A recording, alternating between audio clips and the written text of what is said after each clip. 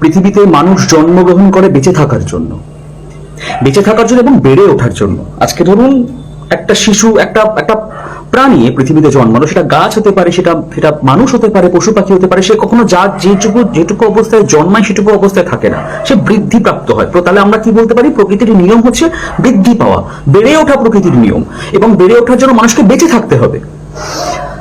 এই যে একটু আগে বললাম একটা জ্বালাতে আমি এই জিনিসগুলো করছি, এই যে আজকে আমি এই যে বেঁচে আছি আজকে আপনাদের সামনে, এই বেঁচে থাকার কারণটাই হচ্ছে শ্রী শ্রী ঠাকুর। আপনারা হয়তো বলতে পারেন সত্যি তো, ঈশ্বরই তো আমাদের বেঁচে থাকার কারণ। আমার কাছে বেঁচে থাকার কারণটা না একটু আলাদা। সেই আলাদা কারণটা কেন, আজকে সেই কথাটা আমি আপনাদের বলি। আমি যখন জন্মগ্রহণ করি, আমি যখন পৃথিবীতে জন্মাই, আমি একটা অসুস্থ শিশু হয়ে জন্মেছিলাম। ডাক্তাররা আমার জন্মানোর পর আমার যে কুষ্টি করা হয়েছিল, যেটাকে আমরা কুষ্টি বা হরস্কোপ বলি, সেখানে আমার আয়ু লেখা ছিল 3.5 থেকে বড়জোর 4 বছর। এবং ছোটবেলা থেকে আমার শারীরিক কন্ডিশন এমন ছিল, আমি এই সমস্ত কথাগুলো বলা জানি না পাবলিকলি কতটা হতে পারে, মানুষের মনে কতটা এফেক্ট পারে, তবুও আমি আমার জীবনের কিছু ঘটনা না আপনাদেরকে বলে যেতে চাই। এটারও একটা ডকুমেন্ট থাকুক মানুষের কাছে, সবার কাছে। কেন ঠাকুরকে আমি ভালোবাসি না, আমি কিচ্ছু ভালোবাসতে পারিনি এখনো পর্যন্ত, পরম পিতাকে কিচ্ছু ভালোবাসতে পারিনি, তবুও যতটুকু ভালোবাসি। তো আমার শারীরিক অবস্থা যা ছিল, তাতে ডাক্তাররা আমার মা বাবাকে বলেছিল বেশি দিন বাঁচতে পারবে না, কিন্তু একটা কমপ্লিকেশনস নিয়ে জন্মেছে। আমি একদম টিকটিকে রোগা ছিলাম, কিছু খেতাম না, নির্জীবের মতো সবসময় ছোটবেলায় পড়ে থাকতাম, যখন আমার ওই 1-1.5-2 বছর বয়স। তো ডাক্তাররা বলেছিল যে বেশি দিন বাঁচবে না, এর হবে না। তো ডাক্তার আর ভাগ্য যখন এক হয়ে যায়, তখন মানুষ বড় অসহায় হয়ে পড়ে। সত্যিই তো তাই। আবার হরস্কোপ বলছে আমি 3.5 থেকে 4 বছরের বেশি বাঁচবো না, ডাক্তারও বলছে যে এ বেশি দিন হবে না, এর যা শারীরিক কন্ডিশন, এর যা অবস্থায় বেশি দিন থাকতে পারে না। আমার বাবা শ্রী ঠাকুরের দীক্ষিত ছিল, এবং পুরো বাবার ফ্যামিলির সবাই শ্রী ঠাকুরের দীক্ষিত, এবং আমার বাবা ঠাকুর ছাড়া কিছু বুঝতো না। আর আমার মামার বাড়ির সবাই রামকৃষ্ণ মিশনে দীক্ষিত। আর আমার মা ছোটবেলা, আমার মায়ের ইচ্ছা ছিল রামকৃষ্ণ মিশনে দীক্ষা নেবে। আমার বাবা কোনোদিন আমার মাকে ফোর্স করেন। তো আমার যখন এরকম যখন আমার অবস্থা চলছে, তখন একদিনকে হঠাৎ করে সকালে ঘুমের থেকে উঠে আমার মা আমার বাবাকে বললো যে কালকে রাতে না আমি একটা অদ্ভুত স্বপ্ন দেখেছি। তখন বাবা বলছে কি? মা বলছে যে একজন ভদ্রলোক দেখলাম, ধুতি পরা, গায়ে এরকম চাদর দেওয়া, লম্বা, সুপুরুষ, অপূর্ব রূপ, আমাকে বলছি তুই দীক্ষা নে, তো ভালো হবে। খালি এই কথাটা বলে সে যেন কোথাও অদৃশ্য হয়ে গেল। তো আমার বাবার শখ ছিল ঠাকুরের বিভিন্ন ছবি কালেকশনে রাখতো, বিভিন্ন রকম ছবি, সেটা ঠাকুরের আলোচনা পত্রিকা কেটে হোক, যেখান থেকে পারতো করে কালেকশনে রাখতো। এটা আমারও ছোটবেলায় শখ ছিল। তো ঠাকুরের একটি ছবি আছে, ধুতি পরে গায়ে চাদর দিয়ে দাঁড়িয়ে আছে ঠাকুর। আমার বাপি হঠাৎ করে খুঁজে বললো কি তাকে কি এরকম দেখতে? মা বললো হ্যাঁ, তার আগে মা ছবিটা কখনো দেখেনি। বলছে যে হ্যাঁ এই তো ইনি আমাকে বলে গেলেন। তখন বাবা বললেন দেখো এটা আমার গুরু, তুমি তার আদেশ পেয়েছো, দেখো কি করবে। আমার মা দীক্ষা নিলেন। আর যখন ওই আমার জীবনে ক্রাইসিসটা শুরু হলো 3 বছর 3.5 বছর থেকে, যখন জীবন মরণ টানাটানি, যখন আমি অসুস্থ, হয়তো আর বেশি দিন থাকবো না পৃথিবীতে, আমার বাবা কোনো উপায়ন্তর না দেখে রোজ আমি তখন কতটুকু আমাকে কোলে বসিয়ে 45 মিনিট থেকে 1 ঘন্টা নাম জপ করতেন চক্রফটর সামনে। পৃথিবীর সব থেকে বড় ট্রিটমেন্ট মানুষের জীবনে, যতটুকু আমি বলতে পারি। আমার বাবা তার সন্তানকে বাঁচানোর জন্য ডাক্তারের পেছন ঘুরেছে, কিছু হয়নি। আমার বাবা আমাকে বাঁচানোর জন্য মঠ, মিশন, আশ্রম, কালী মন্দির, শীতলা মন্দির, মনসা মন্দির কিচ্ছু বাদ দেয়নি।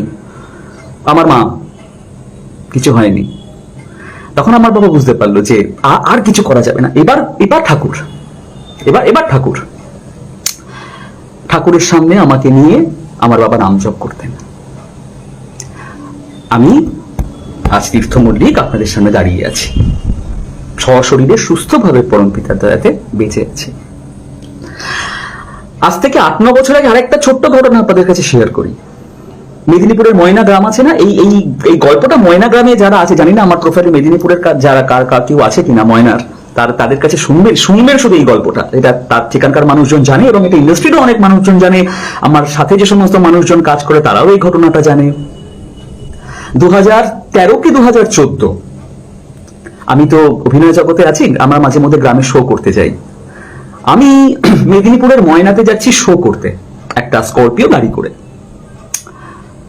আমার সঙ্গে আছেন প্রথিত যশা অভিনেত্রী সংঘমিত্রা ব্যানার্জি। আপনারা সবাই যাকে চেনেন, আমাদের সবার প্রিয় সঙ্গ। যিনি আজ নেই পৃথিবীতে। উনি বেশিরভাগ ছবিতে উনি একটু নেগেটিভ ক্যারেক্টার করতেন, মহিলা ভিলেন হিসাবে। আমরা যদি বাংলায় প্রথম কাউকে পাই সেটা সংঘমিত্রা ব্যানার্জি। অসাধারণ অভিনেত্রী, খুব ভালোবাসতেন আমাকে, আমাদের সঙ্গদি, আমরা সঙ্গদি বলতাম। গাড়িতে ছিলেন আমি, সংঘমিত্রা ব্যানার্জি, উত্তম দা বলে একজন আমাদের অভিনেতা, যিনি আমার ফেসবুক প্রোফাইলেও আছে। আমি জানি না উত্তম দা তুমি আমার লাইভ দেখছো কিনা, অবশ্যই দেখছো হয়তো, আমার কথাগুলো শুনছো। মনে আছে ময়নাসী অ্যাক্সিডেন্টের কথা? আমি একটু আজকে সবাইকে সেটা শেয়ার করে দিতে চাই। কেন আমার জ্বালা ভেতরে, জ্বালাটা কেন আমার, আমি একটুখানি বোঝাতে চাই সেটা। আমার জায়গায় অন্য কেউ থাকলে তারও হয়তো জ্বালা হতো। উনি ছিলেন গাড়িতে, একজন নায়িকা ছিলেন যার নাম সপ্তমিতা, উনি হাওড়ায় থাকেন, এবং আমাদের ম্যানেজার ছিলেন অরূপদা। আমরা সবাই মিলে ময়না যাচ্ছি শো করতে, ওই মার্চের ফার্স্টের দিকে। শো করতে গিয়ে একটি ছোট রাস্তায় সেই গাড়িটা ঢোকাতে গিয়ে গাড়িটি প্রায় 30 ফুট ওপর থেকে নিচে পড়ে যায় ভল্ট খেতে খেতে। এই ঘটনা ইন্ডাস্ট্রিতে অনেকেই জানে, এবং এই ঘটনা ময়নার মানুষজনও জানে। গাড়িটি এরকম 3-4টি ভল্ট খেয়ে গাড়িটি নিচে পড়ে যায়, খাদের মধ্যে পড়ে যায়। এবং খাদ মানে সেখানে তখন আপনারা বুঝতেই পারছেন ওই পাক টাইপের জিনিস, গাড়িটা পড়েছে এবং চাপে না আস্তে আস্তে ঢুকে যাচ্ছে ভেতরে। প্রচুর মানুষ স্রোত মাথায় উঠলো, প্রচুর মানুষ ঝাঁপিয়ে পড়লো যে তোলো, বাঁচাও বাঁচাও বাঁচাও। অতটা নিচে মানুষ তো নামতেও ভয় পাচ্ছে, এরকম স্ট্রেট জায়গা, মানুষ তো নামতে পারছে না, গাড়িটা তো গড়িয়ে পড়েছে। মানুষ তখন কি করলো, কেউ শাড়ি ফেলে দিল, কেউ গামছা ফেলে দিল, যাতে সেগুলো ধরে আমরা উঠতে পারি। এরকম করে আমাদেরকে বাঁচানো হলো। বাঁচানোর পর ময়না সদর হাসপাতালে আমাদের সবাইকে নিয়ে যাওয়া হলো, সেখানে সবার ট্রিটমেন্ট হলো। ট্রিটমেন্ট হওয়ার পর ব্যাক টু কলকাতা। সঙ্গে সঙ্গে এসএসকেএমে ফোন করে দেওয়া হলো যে ম্যাডাম আর্টিস্টের এরকম অ্যাক্সিডেন্ট হয়েছে। প্রচুর আর্টিস্টের অ্যাক্সিডেন্ট হয় শো করতে গিয়ে, বড় বড় আর্টিস্টের অ্যাক্সিডেন্ট হয়েছে এরকম, ইমিডিয়েট এদেরকে ব্যবস্থা করে দাও। এবার বুঝতেই পারছেন, যেহেতু আমাদের মানসিক দিক একটু চেনে, একটু আলাদা রকম ট্রিটমেন্ট পাই। সঙ্গে সঙ্গে ইমার্জেন্সি একটা ব্যবস্থা হয়ে গেল, আমরা সবাই সেখানে চলে গেলাম। সব জিজ্ঞাসাবাদ হচ্ছে, ডাক্তার জিজ্ঞেস করছে, সবাই জিজ্ঞেস করছে কখন হলো, কিভাবে হলো। আমি তদারকি করছি সবকিছু। আমি জানেন আমরা এরকম যাচ্ছিলাম, এরকম ভট খেলাম, এই ব্যাপার, এই কিছু একটা প্রাইমারি ট্রিটমেন্ট হলো। আমাদের কারুর মাথায় লেগেছিল, কারুর বুকে লেগেছিল, কারুর পা ভেঙে গেছিল, সংগতির হাত পুরো ভেঙে গেছিল, এরকম হাতে নাম প্লাস্টার ছিল সংগতির বহুদিন পর্যন্ত, প্লেটও বসাতে হয়েছিল ওনাকে। এরকম প্রচুর অ্যাক্সিডেন্ট হলো। তো আমাকে জিজ্ঞেস করা হচ্ছে যে আপনার সাথে কখন দেখা হলো এদের, আপনি কিভাবে এদেরকে রেস্কিউ করলেন? তখন আমি বলছি যে আমি রেস্কিউ করিনি, মানে আমি তো সেখানে ছিলাম না। হ্যাঁ, ডাক্তাররা বলছেন না বুঝতে পারছি আপনি ছিলেন, কিন্তু আপনি সেই ঘটনাস্থলে পৌঁছলেন কিভাবে, আপনি কিভাবে কি হলো আমাদের বলুন। তখন আমি বলছি আমি তো সেখানে ছিলাম, মানে আমি তো সেই গাড়িতে ছিলাম। ডাক্তাররা বলছে গাড়িতে ছিলাম মানে? তখন সংঘদি হাতে প্লাস্টার করে, আমার মনে আছে দিদি তো বড় বিশাল চুল ছিল, দিদি চুলটা এরকম এলানো, হাতে প্লাস্টার করে বলছে ডাক্তারবাবু আমি বলছি, ওই যে দেখতে পাচ্ছেন আমাদের 5 জনের এই অবস্থা, আর ওই যে ওকে দেখতে পাচ্ছেন ও সত্যি গাড়িতে ছিল, ওই এক গাড়িতে আমরা সবাই ছিলাম। প্রতিদিন সন্ধেবেলায় দেখতাম গাড়ির সামনে বসে 10-15 মিনিট ধরে বিড়বিড় করে কি যেন বলে। আমি জিজ্ঞেস করেছিলাম তীর্থ কি করিস তুই সন্ধেবেলায়, কি বলিস? তীর্থ বলেছিল কিছু না দিদি, আমি তো অনুকূল ঠাকুরের দীক্ষিত, সন্ধেবেলা একটু প্রার্থনা করি, আমাদের নিয়ম আছে সকাল সন্ধে প্রার্থনা, যেখানে থাকিস যেমন অবস্থায় থাকিস প্রার্থনা করিস। বানিয়ে আছে না ঠাকুরের একটা ছন্দ মিলিয়ে, মনে পড়ছে না এখন আমার, যেথায় থাকিস হোসনা বেহুশ করতে সন্ধ্যা প্রার্থনা, কি যেন এরকম একটা বানিয়ে আছে ঠাকুরের। আমি প্রার্থনা করি দিদি। দিদি বলছেন আজ বুঝতে পারছি জীবনে গুরুর কি দরকার, আজ বুঝতে পারছি জীবনে একটা মাথার কি দরকার। এক গাড়িতে আমরা সবাই ছিলাম, 5 জনের হাড় ভাঙলো, বুক ভাঙলো, মাথা ভাঙলো, হাত ভাঙলো। এই ছেলেটার কি হয়েছে জানেন? খালি প্যান্টে একটু কাদা লেগেছিল। জিজ্ঞেস করবেন গিয়ে এই ঘটনা ইন্ডাস্ট্রির মানুষদের, জিজ্ঞেস করবেন গিয়ে ময়নাতে। আমি মিথ্যে বলছি না, আর সত্যি আমার জিন্সের প্যান্টে একটু কাদা লেগেছিল। কে রক্ষা করেছিল আমাকে? কে রক্ষা করেছিল সেদিন আমাকে? কে জীবন দিয়েছে? কে বাঁচিয়েছিল? একটা কুকুর পর্যন্ত মানুষের সঙ্গে বেইমানি করে না, আমি তো একটা মানুষ। এই জ্বালাটা না আমার এইখানে আছে, জানেন তো? এই জ্বালার জন্য আমি লাইভ হয়ে এই সমস্ত কথাগুলো বলছি। আমি কি ভুল কাজ করছি কিছু? হ্যাঁ, এই জ্বালা রামচন্দ্র যখন সীতাকে খুঁজে নিয়ে বেড়াচ্ছে না, খোঁজার জন্য পাগল হয়ে গেছে যখন রামচন্দ্র, মা সীতাকে নল খুঁজছে, নীল খুঁজছে, সুগ্রীব খুঁজছে, হনুমান খুঁজছে, হাজার হাজার বানর সেনা মাকে খুঁজছে, সীতা মাকে। হনুমানের জ্বালা বেশি ছিল, ওই জন্য সাগর লঙ্ঘন করে চলে গেছিল হনুমান। যখন রামকৃষ্ণ দেবের ভগবানত্ব প্রকাশ পেল, তখন রামকৃষ্ণ দেবকে সবাই ভগবান বলে মানলো। স্বামী বিবেকানন্দর জ্বালাটা বেশি ছিল, জানেন তো? ওই কারণে ঠাকুরকে মাথায় নিয়ে সারা পৃথিবী ঘুরেছিল প্রতিষ্ঠার জন্য। হনুমান পাহাড়ে নিয়ে এসেছিল। স্বামী বিবেকানন্দ শিকাগোতে এক মহাপর্বত স্থাপন করে দিল তার গুরুকে ভালোবেসে। আরে রামের সেতু বন্ধন হচ্ছে, আমি তো একটুখানি কাঠবিড়ালির ভূমিকা, এই তীর্থমল্লিকের কাঠবিড়ালির ভূমিকা। তীর্থমল্লিক খালি একটা ছোট্ট পাথর তুলছে শুধু, আমি কিচ্ছু করতে পারছি না। আমি হনুমানকে প্রণাম করি, বজরংবলীকে প্রণাম করি, আমি স্বামী বিবেকানন্দকে প্রণাম করি, এরা আমার আদর্শ।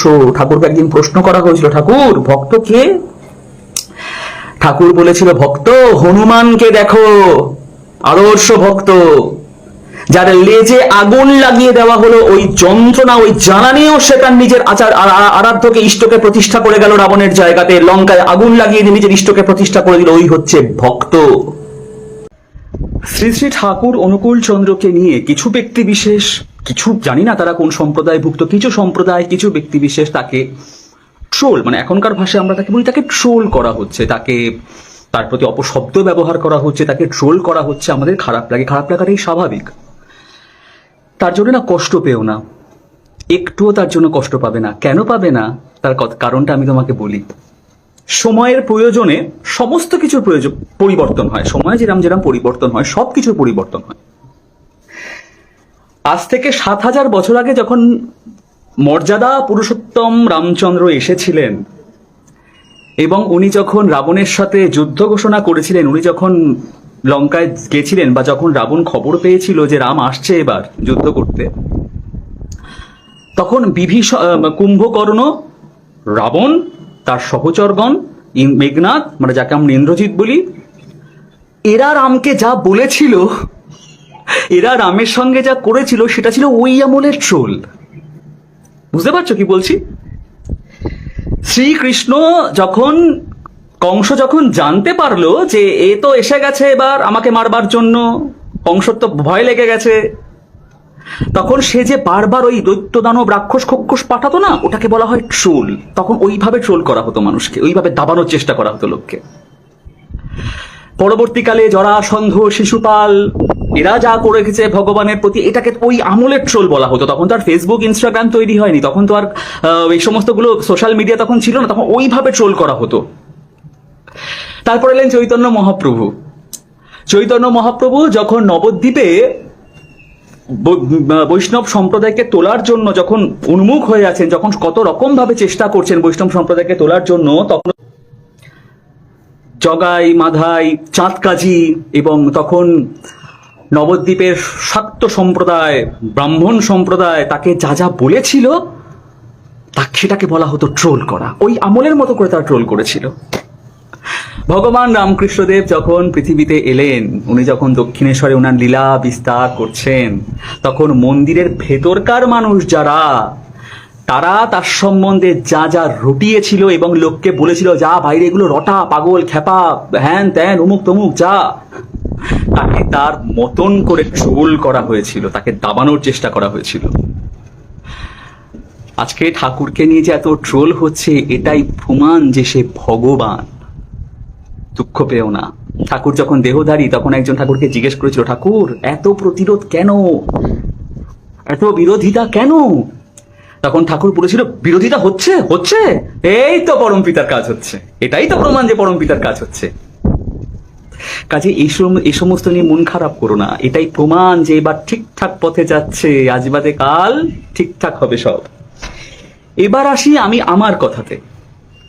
এই বান্দাকে আপনারা ট্রোল করছেন, খিস্তি মারছেন, এর ফটো ভিডিও ডাউনলোড করে আজে বাজে কথা বলছেন, আপনাদের প্রতি আমি আমার কৃতজ্ঞতা জ্ঞাপন করছি। আপনারা জানেন না যে আপনারা না জানতে আমার কত বড় উপকার করে দিচ্ছেন। আপনারা জানেন না, সে বোধ নেই আপনাদের। আমি কৃতজ্ঞ, কৃতার্থ আপনাদের কাছে যে আপনারা আমাকে এইভাবে ট্রোল করছেন, আশেপাশে খিস্তি মারছেন, কথা বলছেন। কৃতজ্ঞ। যদি হনুমানের লেজে আগুন লাগিয়ে দিয়েছিল বলে হনুমান রামকে প্রতিষ্ঠা করেছিল, হনুমান যদি বলতো রে বাবারে মারে, চলে পড়ে মরে গেলাম, যাই চলে যাই, দরকার নেই বাবা, তাকে সেটাকে বলা হতো ট্রোল। বুঝতে পেরেছেন তো? তাকেও ট্রোল করার চেষ্টা করা হয়েছিল, কিন্তু সে সেটা শোনেনি। যখন অর্জুন শ্রীকৃষ্ণর কাছে গিয়ে আত্মসমর্পণ করলো, তখন কৌরবরা অর্জুনকে ট্রোল করেছিল, বলেছিল হয়ে গেল, কি করবে, তোকে বাঁচাবে, সব আমাদের কাছে, সমস্ত সেনা আমাদের কাছে, যে তোকে কিভাবে বাঁচায়। অর্জুনকে ট্রোল করা হয়েছিল। নিত্যানন্দ মহাপ্রভু, গদাধর, অদ্বৈত আচার্য, শ্রীবাস, এদেরকে ভগবান ফুল তুলসী দিয়ে পুজো করেনি। এদেরকে ভগবান না, মানে এদের জায়গার মানুষজন ফুল তুলসী দিয়ে পুজো করেনি। যখন এরা ব্রাহ্মণ ধর্ম চৈতন্য মহাপ্রভুরে কাজ করে বেড়াচ্ছে, এদেরকে তাদের মতন করে ট্রোল করা হয়েছিল। যখন স্বামী বিবেকানন্দ একা মাথায় নিয়ে ভগবানকে ছুটেছিলেন, তাকে কেউ কিন্তু পুজো করেনি, সবাই তাকে ট্রোল করেছিল, বলেছিল এসছে একজন, হ্যাঁ, কি বলে থাকে, কি ভাষা ব্যবহার করে থাকে, সে তো আপনারা জানেন, আমি নয় জানি না, আপনারা তো জানেন। ভক্তদের ভাগ্যে থাকা লাগে ট্রোল হওয়া। ভক্তদের ভাগ্যে থাকলে তবে তারা ট্রোল হতে পারে। ট্রোল? তীর্থমল্লিককে খিস্তি মারছে, আনন্দের মতন রক্ত পড়তে থাকে না, তাহলে তীর্থমল্লিক ভাববে সে সৌভাগ্য যে পরমপিতার প্রতিষ্ঠা হেতু তার কপাল দিয়ে রক্ত পড়েছে। ট্রোল পরের কথা, ওসব ফেলে এসছি দাদা পেছনে, অনেক আগে ফেলে এসছি ওই সমস্ত। বলুন আপনারা কবে কোথায় আমাকে ডাকবেন, কোথায় আমাকে যেতে হবে, মনের আশ মিটিয়ে আমাকে কেলাবেন, শুধু মারবেন আমাকে, ঠিক আছে? আমি সেই ভাগ্যটা চাইছি যেদিন সৎসঙ্গে ইতিহাসে একদিনের জন্য হলো আমার নামটা লেখা থাকুক, যে এই ছেলেটা পরমপিতার প্রতিষ্ঠায় চেষ্টা করেছিল বলে একে লোকের মার গালাগালি পর্যন্ত খেতে হয়েছে। আমি চাইছি যে একদিনের জন্য হলো আমার নামটা লেখা থাকুক। আমাদের এই সমস্ত যে সমস্ত ভক্তবৃন্দের নাম বললাম, এরা তো পাহাড় সমানভাবে তাদের ভগবানকে প্রতিষ্ঠা করে দিয়ে গেছে, কিন্তু ওই যে আমি বললাম রামচন্দ্রের সেতু বন্ধনে কার্বির আলীর এইটুকু ভূমিকা ছিল। আমি এত বড় বড় হতে না পারি, এদের জীবনী তো জানি, এরাই তো পথ দেখিয়ে দিয়ে গেছে, আমি নয় এইটুকু করলাম। এদের নাম তো এদের ভগবানের প্রতিষ্ঠাতে স্বর্ণাক্ষরে লেখা থাকবে। আজকে শ্রী শ্রী ঠাকুর অনুকূল চন্দ্রের প্রতিষ্ঠাতে তার সৎসঙ্গে আমার নাম নয় এইটুকু লেখা থাকুক। বলুন কবে কোথায় যেতে হবে, আমি চলে যাব, ঠিক আছে?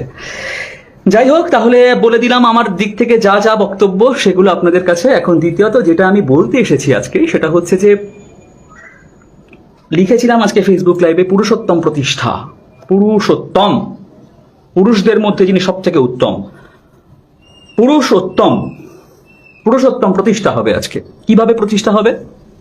আমি কিছু মানুষদের কথা, আমি কিছু যুক্তি তর্ক বুদ্ধি দিয়ে কিছু কথা বিশ্লেষণ আজকে আমি আপনাদের কাছে করে যাব, এবং আপনাদের একটা কিছু সময় দেব। যদি তার মধ্যে আপনারা আপনাদের উত্তর দিতে না পারেন, তাহলে কি করা হবে তার এগেইনস্টে, সেটাও আমি আপনাদেরকে বলে দেব।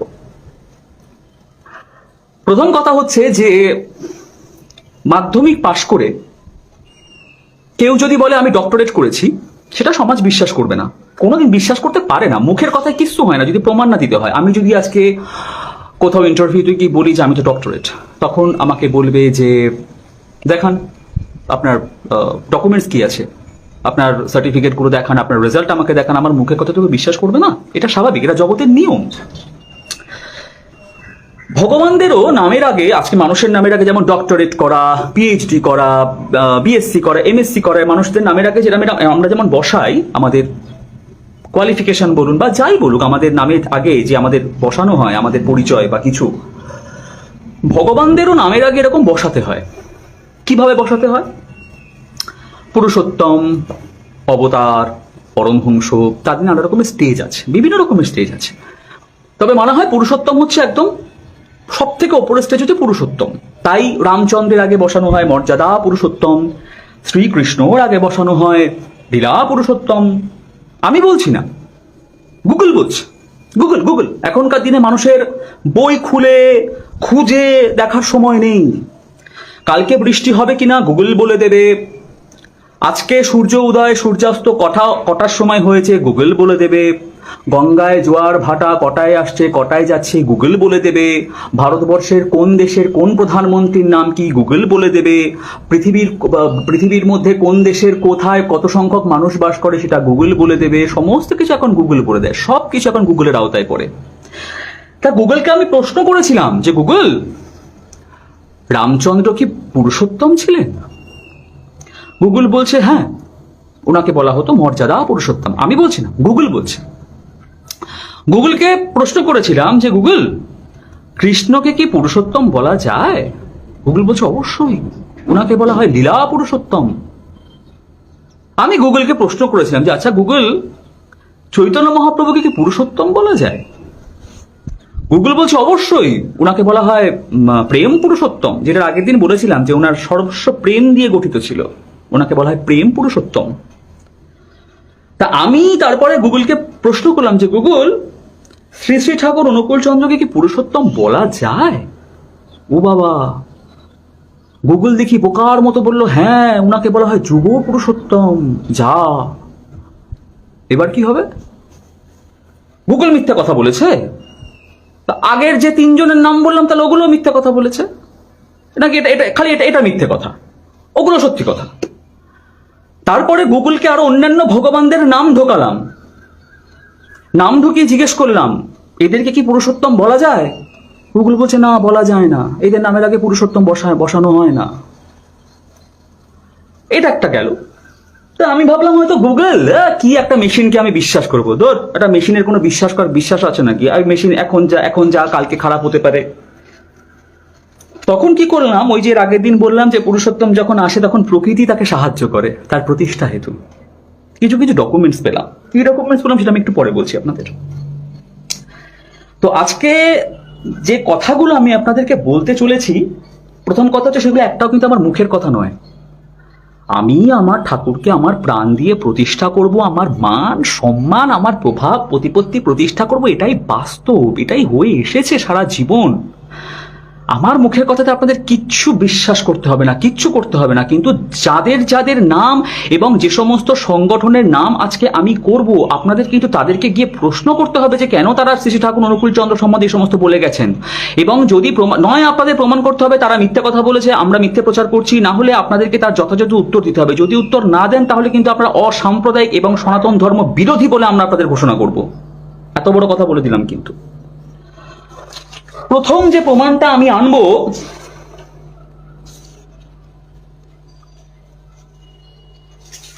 কালকে একটা ছবি আমি শেয়ার করেছিলাম।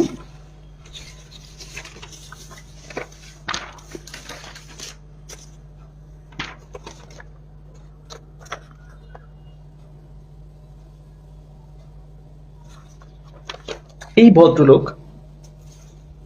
এই ছবিটা আমি শেয়ার করেছিলাম। ইনি একটা বই লিখেছিলেন যার নাম ভারতীয় সংস্কৃতির উত্তরাধিকার। এনার নাম হচ্ছে ডক্টর ধ্যানেশ নারায়ণ চক্রবর্তী। এনার নামের পাশে যা যা লেখা সেটা হচ্ছে MA, PhD, বাণীকণ্ঠ, ভক্তিরত্ন, শাস্ত্রী, বাচস্পতি, অধ্যাপক, রবীন্দ্র ভারতী বিশ্ববিদ্যালয়, কলকাতা।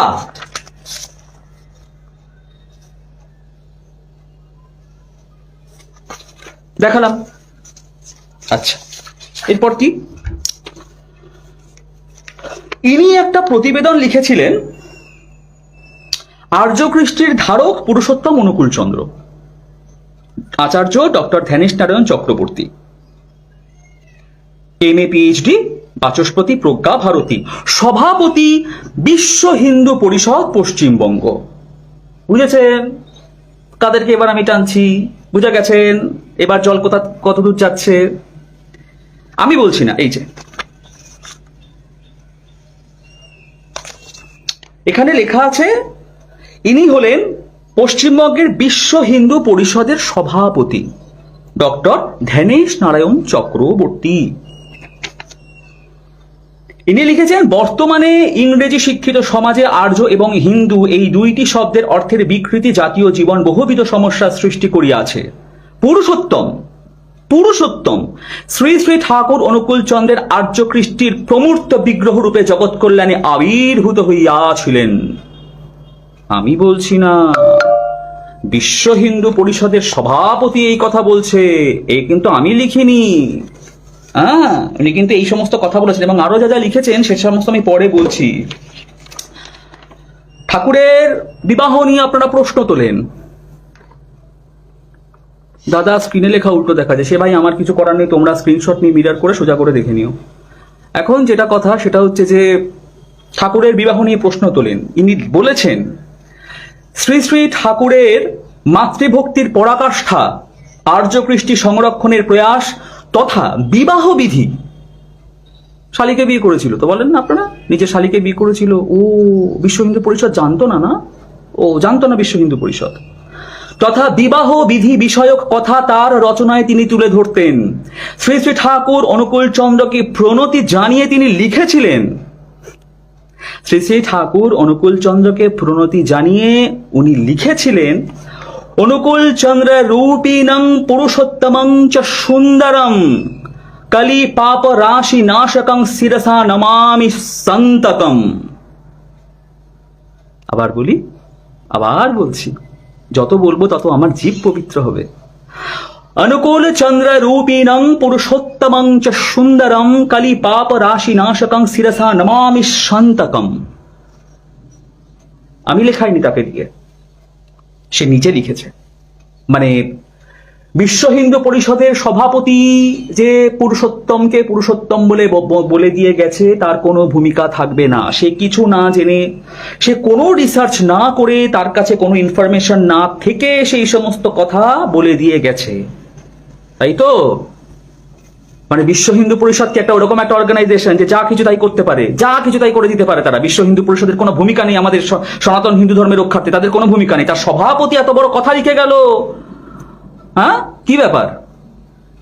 প্রথম দিন বলেছিলাম না, হাওয়ায় কিন্তু সৎসঙ্গ চলছে না। আপনারা জানেন না আপনারা কোন জায়গায় হাত দিয়েছেন, আপনারা জানেন না আপনারা কোথায় হাত দিয়েছেন। আমি প্রথম দিন বলেছিলাম না, আপনাদের যেখানে দাঁড়াবেন আমি সেখান থেকে গিয়ে দাঁড়িয়ে যাব। ইনি কিছু না জেনে না শুনে শ্রী শ্রী ঠাকুর অনুকূল চন্দ্রকে পুরুষোত্তম বলে বন্দনা করে দিয়ে গেছেন। পড়লাম, বিশ্বাস নয় বইটা কিনে খুলে দেখে নেবেন।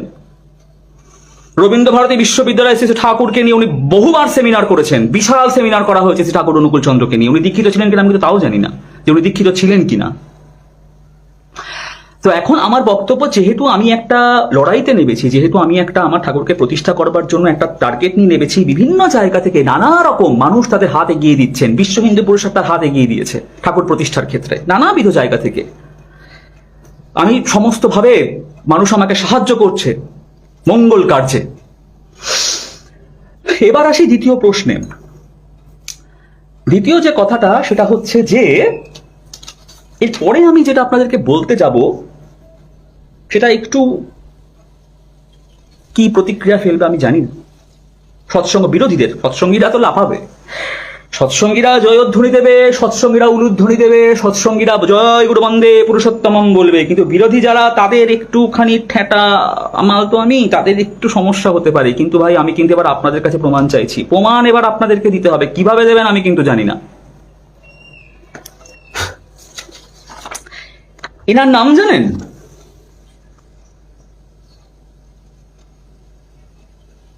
যারা ধর্মচর্চা করেন আমাদের সনাতন ধর্ম যারা, ইনি হলেন শ্রী ওঙ্কারনাথ সীতানাথ ওঙ্কারনাথ শাস্ত্রী, ইনার নাম, যাকে দেখালাম ভারতবর্ষের সনাতন ধর্ম প্রতিষ্ঠা এবং সেইখানে এগিয়ে যাওয়াতে ইনার বিশাল ভূমিকা ছিল, বিশাল ভূমিকা ছিল। আপনারা সেটা খুব ভালো করে জানেন, ওঙ্কারনাথ শাস্ত্রীর অবদান, সীতারাম ওঙ্কারনাথ শাস্ত্রী।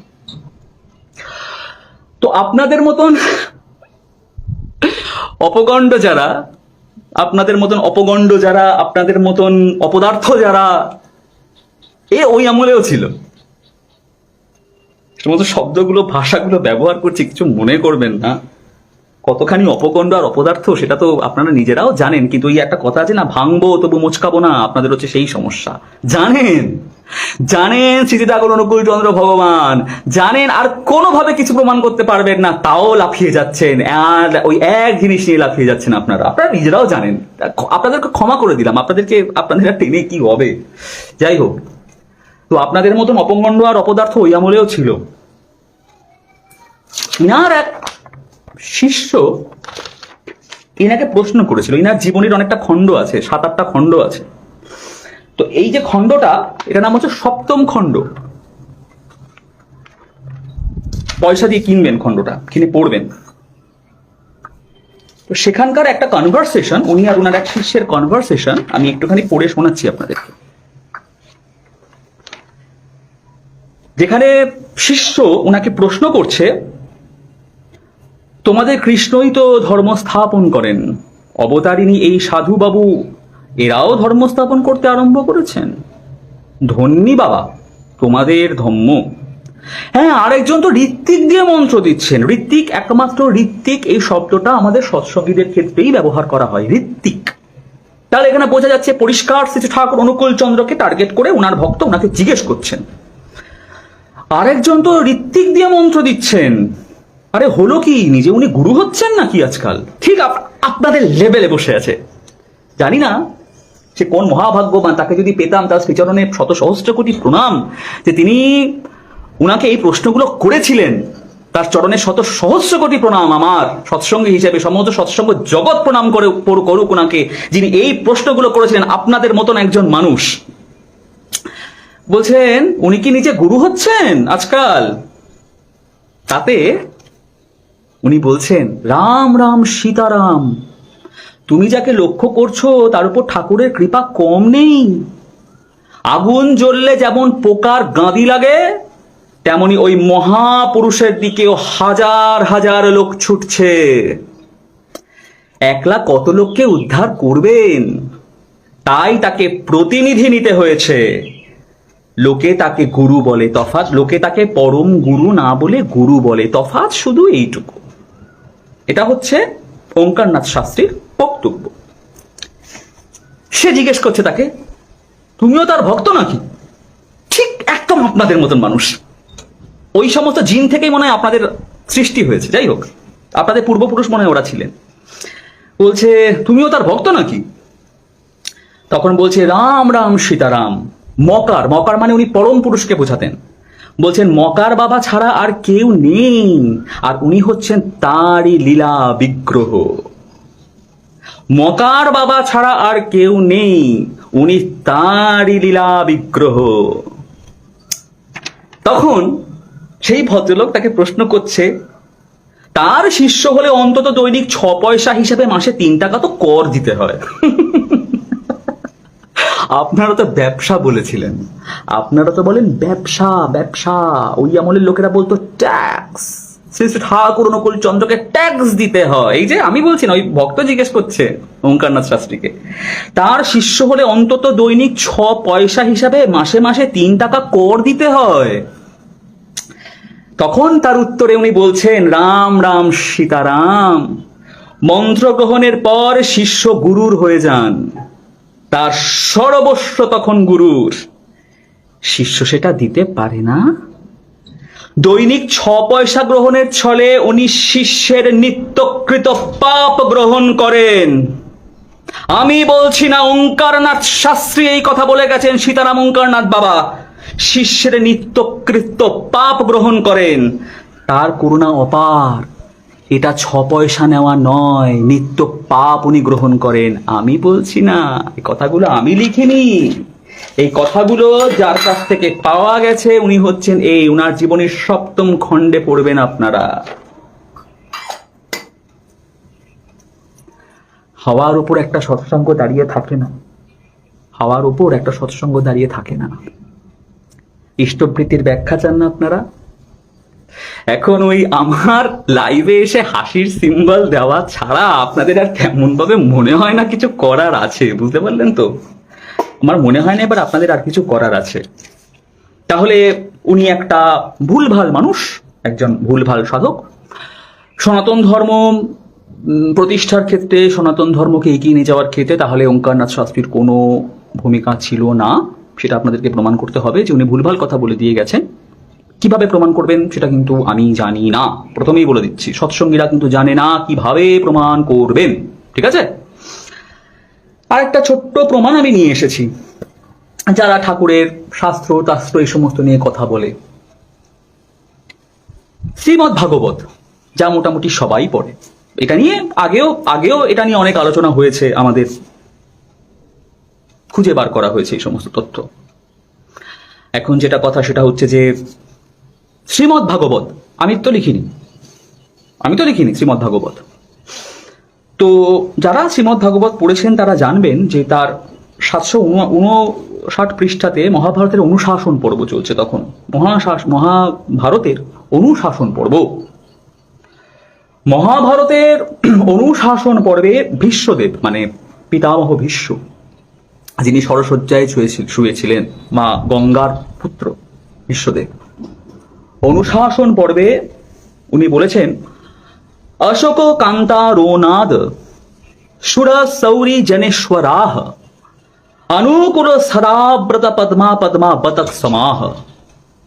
কি বলেছেন? বলেছেন অশোক কান্তারোনাদ সুর সৌরি জনেশ্বরাহ। আমি বলিনি, ভীষ্মদেব বলেছে। কিন্তু অনুকুল সদাব্রত পদ্মা পদ্মা বতক সমাহ, অর্থাৎ এর বঙ্গানুবাদ করলে বেরোয়, ভগবান যখন অনুকূল অবতারে অবতীর্ণ হবেন তখন সুর অসুর যক্ষ রক্ষ নর কিন্নর সকলেই মুক্তি পাইবে। শুধু তাই নয়, তার পদ্ম পলাশ লোচনের একটি চাহনি মাত্র শত শত জীব মুক্তি প্রাপ্ত হইবে। পিতামহ ভীষ্ম ভুল ছিলেন। শ্রীমদ্ ভাগবতে এই কথাটি লেখা নেই। এগুলো কিন্তু এবার আপনাদের প্রমাণ করতে হবে। কিভাবে প্রমাণ করবেন? সৎসঙ্গীরা কিন্তু জানে না, প্রথমেই বলে দিলাম।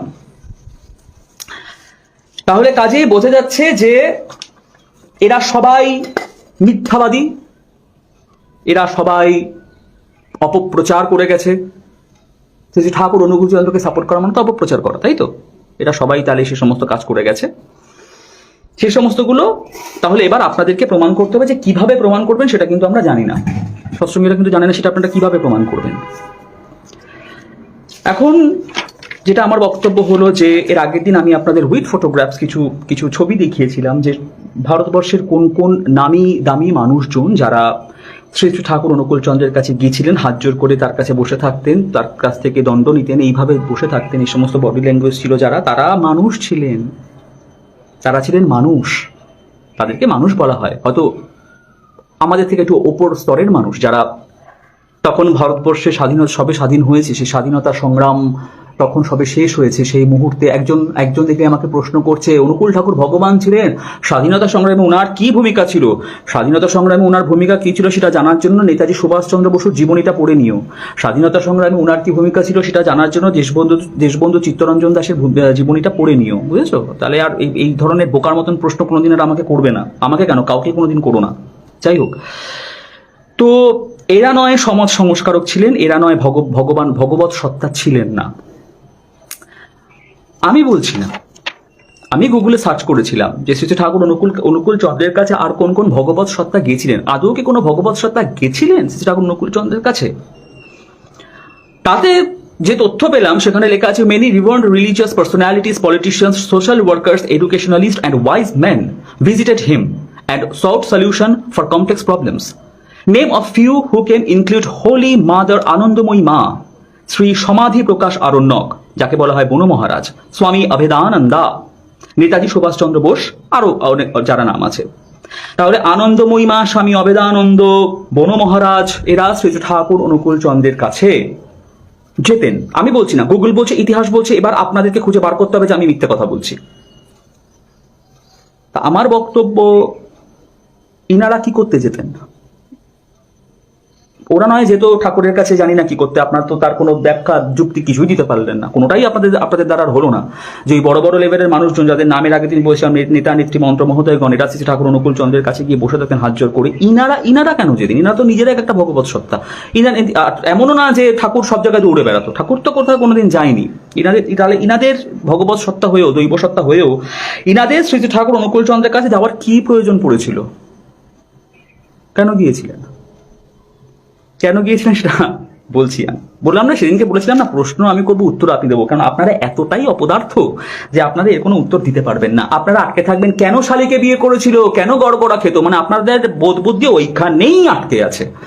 আপনারা জন্মেছেনই এই সমস্তগুলো করবার জন্য, এই জন্য আপনাদের দ্বারা এই সমস্ত প্রশ্ন মাথায় আসবে না, উত্তরও মাথায় আসবে না। আমি শুনেছি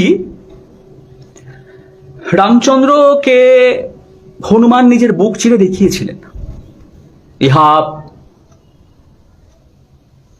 পৃথিবীর অন্যতম সত্য। উনি নিজের বুক চিরে রাজা রামচন্দ্রকে দেখিয়েছিলেন।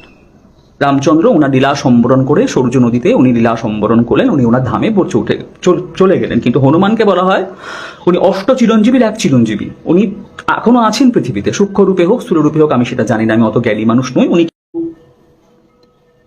হনুমান যখন শুনেছেন যে আবার আরেক পুরুষোত্তম এসেছেন যিনি হলেন শ্রীকৃষ্ণ, উনি তার কাছে গেছেন।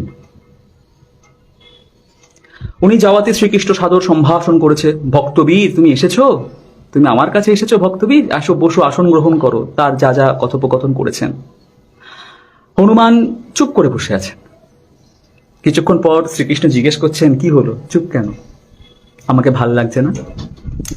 তখন হনুমান বলছেন, আমি জানি আপনি সেই, আমি জানি আপনি নবরূপে এসেছেন, আমি সব বুঝতে পারছি, কিন্তু আমার ভেতরে তো সে বসানো। এটাই তো হওয়া উচিত, এটাই তো হওয়া উচিত। স্বামী অবেদানন্দ শ্রী ঠাকুরকে গিয়ে বলেছিলেন, ঠাকুর আমাদের আশীর্বাদ করুন, আমরা যার আরাধনা করি আমরা যেন তাকে পাই। ঠাকুর বলেছিলেন অবশ্যই পাবেন। আমি একটা আলোচনা প্রসঙ্গে পড়েছিলাম, বলেছিল অবশ্যই পাবেন। হতে পারেন না, দেখেন না, শিক্ষা দীক্ষা কোথায় হলে তবে একটা সংগঠন সারা পৃথিবীতে একটা বেলুর মঠের মতন জিনিস করে দিয়ে যেতে পারে, দেখেন না, বোঝেন না। শিক্ষিত সম্প্রদায় কাকে বলে দেখুন। বলেছিলেন না মাছ কেন খায়, সারা পৃথিবীতে রাজত্ব করছে, দেখুন ওরকম ভক্তবীর ভক্তপ্রবর পাওয়া যায় না। যায়নি শ্রী ঠাকুর অনুকূল চন্দ্রের কাছে, না বসেছিল, ও না যাবো না আমাদের ইয়ে ক্ষুণ্ণ হয়ে যাবে। আনন্দময়ীমা যায়নি, নাকি আমি মিথ্যা কথা বলছি, ইতিহাস মিথ্যা কথা বলছে, কোনটা?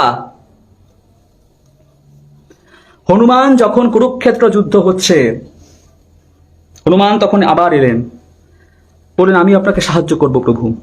উনার বুকে রামচন্দ্র, উনার বুকে কিন্তু রামচন্দ্র, কিন্তু তখন যিনি পুরুষোত্তম ছিলেন, লীলা পুরুষোত্তম, তাকে প্রতিষ্ঠা করবার জন্য উনি কি করলেন, বললেন আমি অ্যাক্টিভলি থাকবো না, প্রত্যক্ষভাবে থাকতে পারবো না, আমি অর্জুনের রথের ধ্বজায় অবস্থান করব। বলতে পারতেন তো, না না কে আপনি, আমি রাম আমার সব, রাম আমার সব কিছু। এই হনুমানের পুজো করেন, হনুমান সম্বন্ধে কথা বলেন, জানেন এই সমস্তগুলো। উনি তো বলতে পারতেন না না দৌড়, আমার কোনো প্রয়োজন নেই। উনি নিজে এগিয়ে এসে বললেন, প্রভু আমি থাকবো, অর্জুনের রথের ধ্বজায় আমি অবস্থান করব। সাক্ষাৎ উনি অবস্থান করেছিলেন অর্জুনের ধ্বজায়, সাহায্য করেছিলেন। মর্যাদা পুরুষোত্তমের সেবক হয়েও লীলা পুরুষোত্তমকে সাহায্য করেছিলেন। তার জন্য তাকে কি বুক চিরে কৃষ্ণকে বসাতে হয়েছিল, দেখাতে হয়েছিল যে এই যে প্রুফ, এখন আর রাম নেই, এখন কৃষ্ণ আছে আমার? সাহায্যের হাত বাড়িয়ে দেয়নি হনুমান। স্বামী অবেদানন্দ চলে গেছিলেন দেওঘরে, তার জন্য কি হয়েছে, ওনাকে সৎসঙ্গী হতে হয়েছে, না রামকৃষ্ণ মিশনের ইতিহাস থেকে ওনার নাম মুছে দেওয়া হয়েছে, কোনটা? গিয়ে কি বলেছিলেন, ঠাকুর আশীর্বাদ করুন যেন আমরা যারা আরাধনা করি তাকে যেন পাই। ঠাকুর বলছিলেন অবশ্যই পাবেন, আমি পরম পিতার কাছে প্রার্থনা করি আপনারা তাকে পান, তাকে পেলে জীবন ধন্য হয়ে যায়, আপনারা পান।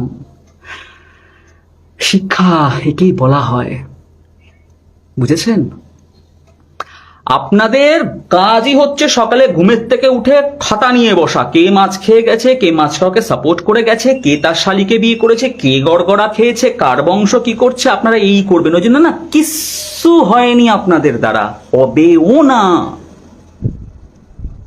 রামকে ভালোবেসে ভারতবর্ষের অযোধ্যাতে একটা ওই রকম ইতিহাস তৈরি হয়ে গেল কিছুদিন আগে, তার প্রতিষ্ঠা হলো। পরমহংসকে ভালোবেসে বিবেকানন্দ, স্বামী বিবেকানন্দ একটা ইতিহাস তৈরি করে দিয়ে গেছে, জানেন। শ্রী শ্রী ঠাকুর অনুকূল চন্দ্রকে ভালোবেসে সৎসঙ্গীরা তাকে হাজার হাজার শ্রীমন্দির করে দিয়েছে, দেখেছেন। আপনাদের নাকের সামনে দিয়ে আন্তর্জাতিক সংস্থান একটা 300 কোটি টাকার মন্দির তৈরি করে দিয়ে এলো তার ভগবানকে। বাইরে থেকে মানুষ এসে তার জন্য করে দিয়ে গেল, ইতিহাস একটা তৈরি হচ্ছে সেখানে। সে যেভাবে হোক যাই হোক করছে তো। আপনারা কি করেছেন? 100 বছর ধরে তো আছেন ওখানে। আপনাদের ভগবানদের জন্য আপনাদের কন্ট্রিবিউশন কি করেছেন? এগুলো করা কি আমাদের অপরাধ? বেলুড় মঠ স্থাপন করা কি স্বামী বিবেকানন্দর অপরাধ? রাম মন্দির স্থাপন করা কি অপরাধ? অনুকূল ঠাকুরের হাজার হাজার কেন্দ্র মন্দির হয়েছে তার ভক্তরা করতে, সেটা অপরাধ? যেহেতু নিজেরা কিচ্ছু করতে পারছেন না, ওই জন্য সবারটা অপরাধ হয়ে গেল এখন, তাই না? সবাই অপরাধী। তাদের গুরুকে ভালোবেসে, গুরু মাকে ভালোবেসে সবাই অপরাধী। একমাত্র আপনারাই সব থেকে বেশি ভালোবাসেন। এই সমস্ত দিয়ে আর কদিন চলবে আমাকে বলুন তো? কদিন? আপনারা নিজেরাও ভালো করে জানেন শ্রী শ্রী ঠাকুর অনুকূল চন্দ্র ভগবান উনি ছিলেন যুগ পুরুষোত্তম, নালে তার এত প্রমাণ আদি তৈরি হতো না। তৈরি হয়েছে শুধুমাত্র আপনাদেরকে দেখানোর জন্য, কারণ সৎসঙ্গীদের মনে কোনো প্রশ্ন নেই তাদের ঠাকুরকে নিয়ে। আপনাদের তিরিং বিরিং করে লাফন সব থেকে বেশি। 1 লক্ষ লোকের মাঝে 10 জন তিরিং বিরিং করে সবসময় লাফাতে থাকেন আপনারা। ওই জন্য আপনাদেরকে প্রমাণ দেওয়ার জন্য এই সমস্তগুলোকে খুঁজে খুঁজে বার করতে হচ্ছে। অশাস্ত্রীয় যে সমস্ত কথাবার্তাগুলো বলেন সমস্ত কিছুর। আজকে আমি যদি আমার শিক্ষা দীক্ষা থেকে সরে এসে আপনাদেরকে ঠিক আপনারা যে ধরনের প্রশ্নগুলো করেন, অশাস্ত্রীয়, মানে যার কোনো যুক্তি নেই, অযৌক্তিক প্রশ্ন যেগুলো করেন ঠাকুরকে নিয়ে, আমি যদি একবার প্রশ্ন করতে শুরু করে দিই, চৈতন্য মহাপ্রভু ছিলেন তো নবকলেবর, শ্রীকৃষ্ণের নবকলেবর, পুরীতে ওনার অ্যাকসেপ্টেন্স নেই কেন? উনি তো সার্বভৌমকে ষড়ভুজ মূর্তি দেখিয়েছিলেন। পুরী মন্দিরে যখন উনি গেলেন, উনি তো ছিলেন শ্রীকৃষ্ণের নবকলেবর, তখন জগন্নাথকে সরিয়ে উনাকে বেদিতে বসানো হয়নি কেন? এই সমস্ত অবান্তর প্রশ্ন এখন আমি যদি করি, ভাল লাগছে শুনতে এই অবান্তর প্রশ্নগুলো, নাকি ভেবেছেন যে এই সমস্ত প্রশ্নগুলো আপনাদের কোনোদিন আসতে পারে না? কোনটা? বংশ নিয়ে প্রশ্ন তোলেন। অনুকূল ঠাকুরের বংশের, অনুকূল ঠাকুরের ধর্মের মধ্যে সন্ন্যাস ধর্ম নেই। আমরা কেউ গেরুয়া পড়ি না, আমরা কেউ মাথা মুন্ডন করি না, আমরা কেউ প্রতিজ্ঞা করি না যে জাগতিক সমস্ত সুখ সুবিধা, সাংসারিক যা সমস্ত সুখ সুবিধা থেকে আমরা নিজেদেরকে সরিয়ে রাখবো। কেউ বলে না আমরা তো সংসারই করব, আমরা বিয়ে করে স্ত্রী নিয়ে পুত্র নিয়ে সংসার করে যাবো। ঠাকুর আমাদের যে পথ দেখেছেন আমরা সেই পথে হাঁটবো। মাথা মুন্ডন করে গেরুয়া পরে আপনারা দেখান আমরা সর্বত্যাগী সন্ন্যাসী। এসি গাড়ি লাগে কেন? এসি বাড়ি লাগে কেন? বাজারে সব থেকে দামি দামি ফল, দামি দামি মিষ্টি, দামি দামি খাবার গ্রহণ করতে হয় কেন? তেল চকচকে চেহারা কেন? সর্বত্যাগী নাকি আপনারা? আর এরা নাকি ভোগী? লাগে কেন? শঙ্করাচার্য তো মেঝেতে শুতো, স্বামী বিবেকানন্দ একটা ইট মাথায় দিয়ে শুতো, চৈতন্য মহাপ্রভু সন্ন্যাসকে এভাবে পালন করেছে জানি আমি। আপনাদের মোবাইল, এত বড় বড় মোবাইল ফোন, আপনাদের এসি গাড়ি, আপনাদের ঘরের মধ্যে এসি, গোদেলা চেয়ার, লাগে কেন? লাগা তো উচিত নয়। এরা তো ভোগী, এদের নয় লাগতে পারে, আপনাদের লাগে কেন? হ্যাঁ, তখন ভোগ ত্যাগ সব এক জায়গায় এসে দাঁড়িয়ে যায়। তখন ভোগী ত্যাগী সব সমান, খালি মাথা মুন্ডন আর গেরুয়া পড়ে গেলাম ব্যাস আমি ত্যাগী, আসল জায়গায় সব এক। হ্যাঁ, ভাবেননি না কোনোদিন এ সমস্ত শুনতে হবে? বিশ্বাস করুন, আমি হাত জোর করে বলছি আমার এ সমস্ত বলতে ইচ্ছা করে না, কিন্তু আপনারা এমন জায়গায় আঘাত দিয়েছেন যে সমস্ত বলতে আমি বাধ্য হচ্ছি। এমন জায়গায় আঘাত দিয়েছেন আপনারা, এই সমস্ত বলতে আমার একটুও ইচ্ছা করছে না, ইচ্ছা করে না। আমি আপনাদের সম্মান করি, সাধুগুরু বৈষ্ণবকে আমি প্রণাম করি, কিন্তু আপনারা যেমন অবান্তর এবং অযৌক্তিক সমস্ত কিছু এসে খাড়া করিয়ে দেন, আমি আমার জায়গা থেকে নেবে আপনাদেরকে এই সমস্ত কথাগুলো বলছি। অনুকূল ঠাকুরের বংশ নিয়ে প্রশ্ন করা হয়, আরে বাবা তারা যেমন হোক যেভাবে হোক তারা তো ধর্ম প্রতিষ্ঠা করছে। কে কার সাথে সেলফি তুললো, কে কোথায় কাকে কি বলল, তার বংশধর এই সমস্তগুলো করছেন। প্রমাণ করার জন্য এই ভগবত বংশ, এই ভগবান বংশের উদাহরণ, এই ভগবানের বংশরা তাই হয়। শাম্ব কি করেছিল ভগবানের বংশে জন্মগ্রহণ করে? শ্রীকৃষ্ণ নাকি নিজে তার ছেলেকে অভিশাপ দিয়েছিল, শাম্বকে নিজে অভিশাপ দিয়েছিল, বাবার মতো দেখতে ছিল বলে যত ভুলভাল কাজ করে বেড়াতো সেই সুযোগটা নিয়ে। ঋষি মুনিষী তপস্বীদের উৎপাত করতে গিয়ে শাম্ব যুগ পুরুষোত্তমের বংশ নিয়ে প্রশ্ন করেন। লীলা পুরুষোত্তমের বংশ নিয়ে এবার প্রশ্ন করছি, ভালো লাগছে না মিথ্যে কথা বলছি, কোনটা? হ্যাঁ, বজ্রনাভ ছাড়া শ্রীকৃষ্ণ যদু বংশ ধ্বংস করেছিল, একমাত্র বজ্রনাভকে বলে গেছিল আমার প্রচার করবে। বজ্রনাভ ছাড়া সবাইকে ধ্বংস করে দিয়েছিল শ্রীকৃষ্ণ। বজ্রনাভকে বলেছিল আমার প্রচার করে বেড়াবে, তোমার কাজ হচ্ছে শুধুমাত্র আমার প্রচার করা। শ্রী শ্রী ঠাকুর অনুকূল চন্দ্র যেটাকে বলে গেছে যাজন। ও, শ্রীকৃষ্ণ ওনার দেহলীলা সম্বরণ করবার আগে যদি বজ্রনাভকে বলে যায় আমার প্রচার করো, ধর্ম সংস্থাপনের সাহায্য করো, সেটাতে দোষ হয় না। উনি ছিলেন লীলা পুরুষোত্তম আর যুগ পুরুষোত্তম, যাকে বিশ্ব হিন্দু পরিষদ পুরুষোত্তম বলে বন্দনা করেছে, যাকে ভীষ্মদেব যার জন্মের আগে বলে গেছে যে পুরুষোত্তম অনুকূল রূপে জন্মগ্রহণ করবে। হ্যাঁ, গুগল নয় সেই দিন আবিষ্কার হয়েছে। এরা কবে আবিষ্কার হয়েছিল? হ্যাঁ, সীতানাম ও ওঙ্কারনাথ শাস্ত্রী বলে গেছেন যে উনি হচ্ছেন মকার পুরুষের সাক্ষাৎ লীলা বিগ্রহ। উনি যদি উনার প্রতিষ্ঠা করবার জন্য উনার বংশধরদেরকে রেখে যান আর বলে যান তোমাদের কাজ হচ্ছে সৎসঙ্গকে প্রতিষ্ঠা করা, সেটা অপরাধ।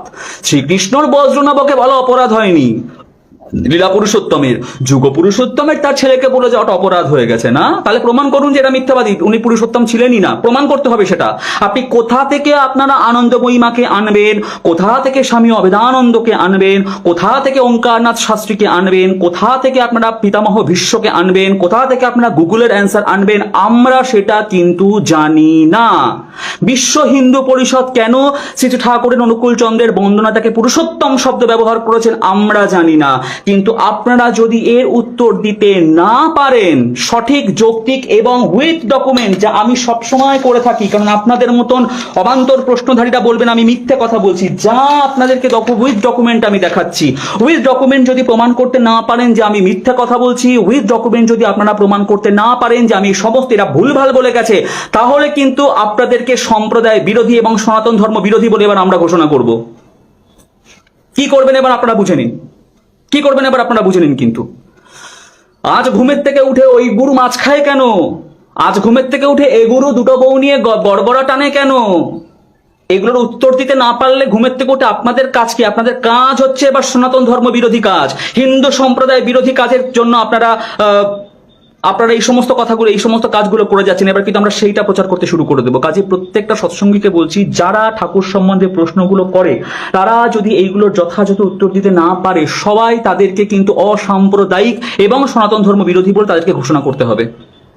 সে যে সংগঠন থেকে হোক, সে যে ব্যক্তি বিশেষ হোক, সে যেই হোক না কেন। কি করবেন এবার আপনারা বুঝে নিন। কোথা থেকে পিতামহ বিশ্বকে আনবেন আর কোথা থেকে সীতারাম ওঙ্কারনাথ বাবাকে নিয়ে আসবেন সেটা আপনারা বুঝে নিন। কিন্তু এদেরকে উইথ ডকুমেন্টস আপনাদের দেখাতে হবে যে এরা মিথ্যে কথা বলে গেছে বা আমরা মিথ্যে কথা বলছি, বা এরা এদের ভুল স্বীকার করে গেছে যে তখন আসলে বাবা বুঝতে পারিনি, জানো তো যে এরকম ঘটনা ঘটবে, ভুল করে বলে ফেলেছি, এখন বলছি না না উনি কিছু ছিলেন না। দেখাতে হবে সৎসঙ্গীদের। না দেখাতে পারলে কিন্তু সমস্যা, তখন কিন্তু আপনাদের আমরা অসাম্প্রদায়িক বলে ঘোষণা করবো। তখন কিন্তু বলবো যে আপনারা সনাতন হিন্দু ধর্ম বিরোধী কাজ করে যাচ্ছেন। সনাতন হিন্দু ধর্ম খুব ক্রাইসিসের মধ্যে আছে, বিশ্বাস করুন। এতক্ষণ ধরে যা প্রমাণ আদি তথ্য আদি যা দিলাম সমস্ত কিছু অ্যাপার্ট ফ্রম দ্যাট, আমি কিন্তু আবার বলছি সনাতন ধর্ম কিন্তু খুব খুব ক্রাইসিসের মধ্যে আছে। যখন তখন যা তা কিছু ঘটে যেতে পারে। এর আগেও বিভিন্ন বিভিন্ন রকমের আঘাত সনাতন হিন্দু ধর্মে বারবার এসেছে। কারা আঘাত এনেছে, কারা কি করেছে সেটা কিন্তু আপনারা সবাই খুব ভালো করে জানেন। আজও আমি বলছি না যে সনাতন ধর্ম আউট অফ ডেঞ্জার। আপনারা সবাই কিন্তু নিজের বুকে হাত দিয়ে প্রশ্ন করুন, সবাই কিন্তু জানেন আপনারা যে কি কাজ করছেন, কি বিভ্রান্তিমূলক কাজ করছেন আপনারা নিজেরাও জানেন না। আমার তীক্ষ্ণ ছোট্ট বুদ্ধিতে, এই ক্ষুদ্র বুদ্ধিতে যতটুকু বুঝি আমি সেইটুকু আপনাদের বলছি। সনাতন হিন্দু ধর্মের মাথাতে না একটা খাড়া ঝুলছে, জানেন তো? এই খাড়া বারবার এর আগে ঝুলেছে, বারবার এর আগে এই খাড়া কিন্তু ঝুলেছে। বারবার এই খাড়া সনাতন হিন্দু ধর্মের মাথায় কিন্তু ঝুলেছিল এবং বারবার খাড়া রাখা সনাতন হিন্দু ধর্মকে কিন্তু পেতে হয়েছে। এখন ঘুমের থেকে উঠে ওই সংগঠন এই করে কেন, সেই সংগঠন এই করে কেন, এইগুলো করবার সময় না, এখন এক ছাতার তলে সবাই এসে দাঁড়ানোর সময়। কোনটা আমাকে একটু বলুন তো, কোনটা? আপনারা সবাই এটা খুব ভালো করে জানেন যে সৎসঙ্গর সংখ্যা গরিষ্ঠতা অনেক অনেক বেশি, অনেক বেশি সৎসঙ্গের সংখ্যা গরিষ্ঠতা।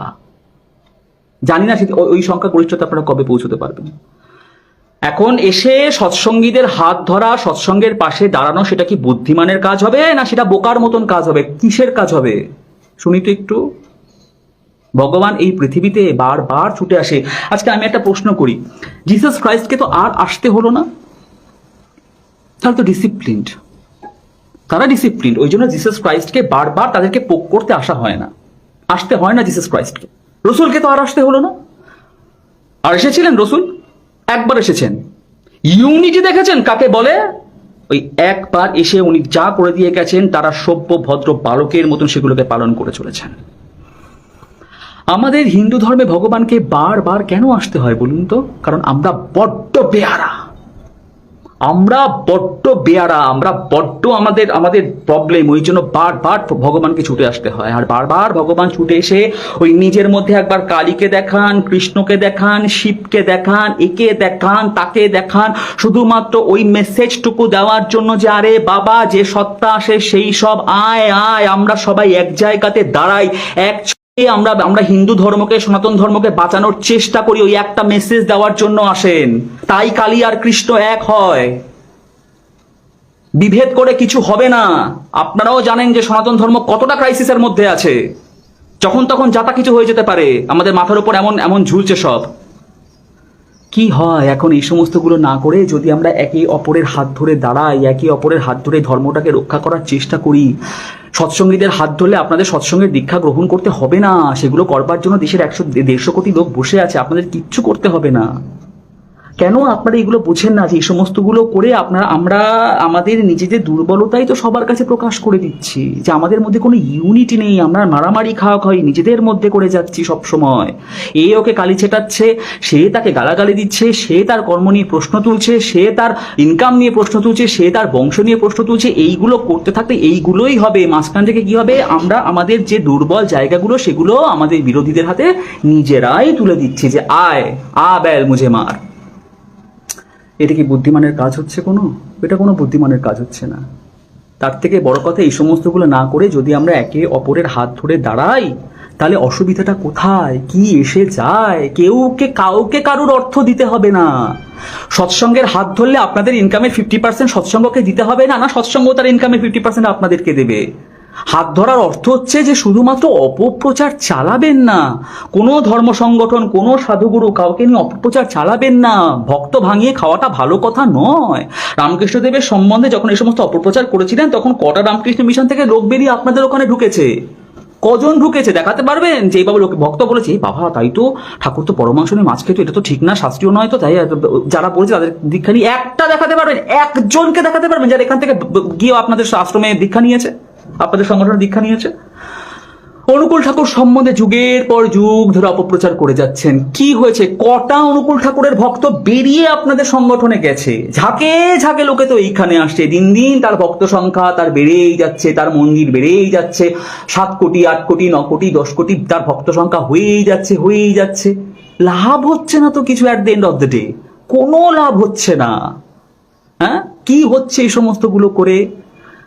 আর যে সমস্ত ইন্ডিভিজুয়ালরা জানি না তারা কোন সংগঠনের অধীন বা তারা কোন ধর্মকে বিশ্বাস করে, যারা সৎসঙ্গে অপপ্রচার চালাচ্ছে, তাদেরকে তো যে ভাষায় আমি বললাম যে তোমরা অ্যাকচুয়ালি হচ্ছে সনাতন হিন্দু ধর্ম বিরোধী, তোমরা সম্প্রদায় বিরোধী, তাই এই সমস্ত গুলো করছো। এবং সব থেকে বড় কথা, যে কথাগুলো আমি আজকে বললাম তার যথাযথ উত্তর কিন্তু তোমাদেরকেই দিতে হবে। বহু প্রশ্ন করো না সৎসঙ্গদের নিয়ে।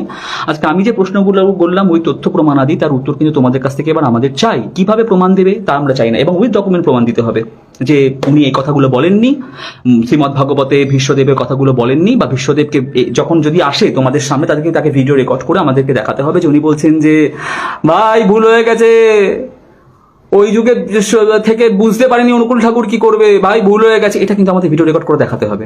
আনন্দময়ীকে তোমাদের ভিডিও রেকর্ড করে দেখাতে হবে, যেখানে উনি বলছেন আমার ভুল হয়ে গেছে, সৎসঙ্গে যাওয়া আমার উচিত হয় না, আমি বুঝতে পারিনি অনুকূল ঠাকুর ব্যবসা করবে ভবিষ্যতে, আমি বুঝতে পারিনি, এটা কিন্তু ভিডিও রেকর্ড করে দেখাতে হবে, ওনাদের স্বীকারোক্তি দেখাতে হবে। কিন্তু আমি কিন্তু উইথ ডকুমেন্ট দেখাচ্ছি, তোমাদের কিন্তু উইথ ডকুমেন্ট দেখাতে হবে যে ওনারা এই সমস্ত কথাগুলো তোমাদেরকে বলে গেছে।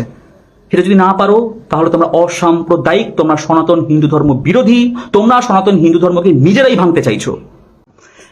শ্রী শ্রী ঠাকুর অনুকূল চন্দ্রের যে বিষয়টা আমার ভালো লাগে, সব থেকে বেশি ইন্টারেস্টিং আমার কাছে, সব থেকে বেশি আগ্রহ অনুভব করি আমি, তার মহাভাব সমাধি, তার বিজ্ঞান মনস্কতা এবং বিজ্ঞানের সঙ্গে ভাব সমাধি, তার সংমিশ্রণ, যেটা এর আগে কখনো পাওয়া গেছে কিনা আমি আমি আমি জানি না, আমার সেরকম কোনো জ্ঞান নেই। আমি কালকে বলেছি, আমি আজকেও বলছি, আমি অত্যন্ত স্বল্প জ্ঞানী একজন মানুষ, আমার কোনো জ্ঞান নেই, আমার কিচ্ছু নেই, কোনো বোধ নেই, কোনো শিক্ষা নেই, আমার কিচ্ছু নেই। আমি প্রথমেই বলছি, আমি কান ধরছি যে আমি ফেসবুক লাইভে এসে এই সমস্ত কথাগুলো যে বলি, শুধুমাত্র পরমপিতাকে ভালোবাসি বলে বলি। কেন? ভালোবাসার কোনো শিক্ষা লাগে না, ভালোবাসার কোনো কন্ডিশন থাকে না, আমি তাকে ভালোবাসি বলে এই সমস্ত কথাগুলো বলি। আমার সত্যি কোনো শিক্ষাগত যোগ্যতা নেই, কিচ্ছু জানি না আমি, তবুও শ্রী শ্রী ঠাকুর অনুকূল চন্দ্র বিজ্ঞান আর ধর্মকে এক কিভাবে করে দিয়ে গেছে,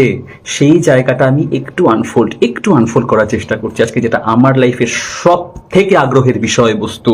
এবং আজকের পর থেকে আমি জানি কোটি কোটি সৎসঙ্গের মানুষের আগ্রহের বিষয়বস্তু হয়ে দাঁড়াবে বিজ্ঞান আর ধর্মের এই তালমেল, যেটা এর আগে কখনো পাওয়া গেছে কিনা আমাদের সনাতন ধর্মে, বা জানি না। আমার তো বলছি আমার জ্ঞান অত্যন্ত কম, বা অন্য কোনো কোথাও, সেটা ধর্ম তো মানে এক না, ধর্মর অনেক ব্যাখ্যা হয়, অনেক দূর ছড়ানো, সেখানে অন্য কোথাও পাওয়া গেছে কিনা সেই জিনিসটা নিয়ে আমি ভীষণভাবে জানতে আগ্রহী। যদি কেউ জেনে থাকুন আমাকে একটু জানাবেন তো, কারণ সত্যি তো আমি জানি না, আমার তো সেই কারণে আজকে আমি চেষ্টা করছি যে যদি আর কিছু ইনফরমেশন আপনাদেরকে দিয়ে যেতে পারি, সমস্ত সৎসঙ্গী গুরু ভাই, সৎসঙ্গী গুরু বোনদের ইনফরমেশন যদি আমি আমার তরফ থেকে কিছু দিয়ে যেতে পারি।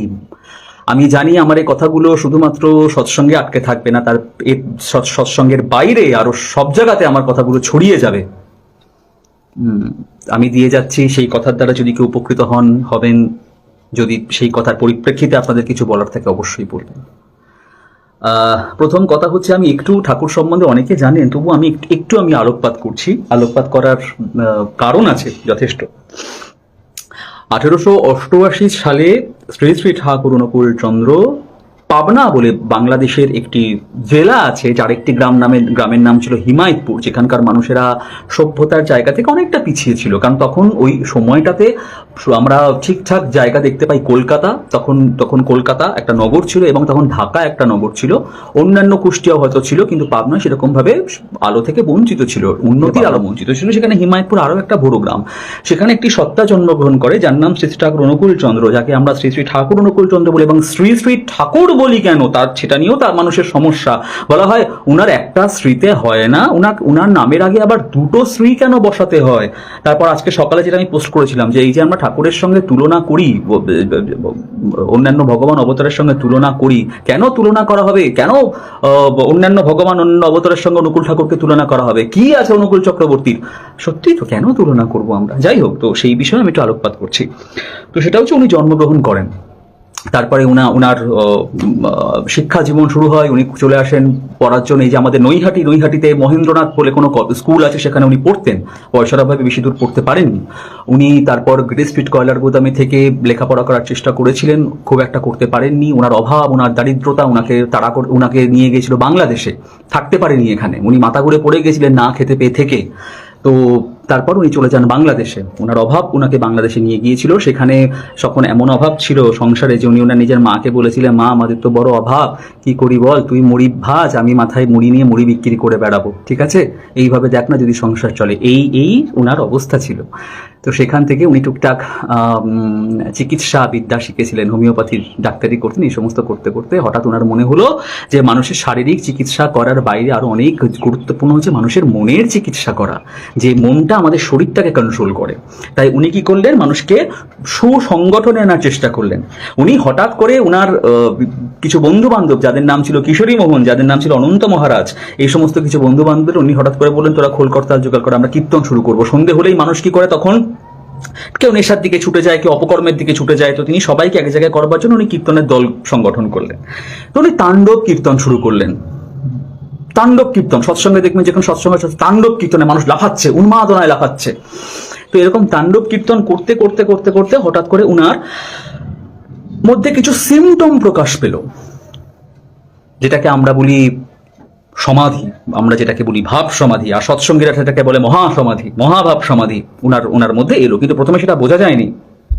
প্রথমে মানুষ ভাবতো মারা গেছে, ও বেঁচে নেই।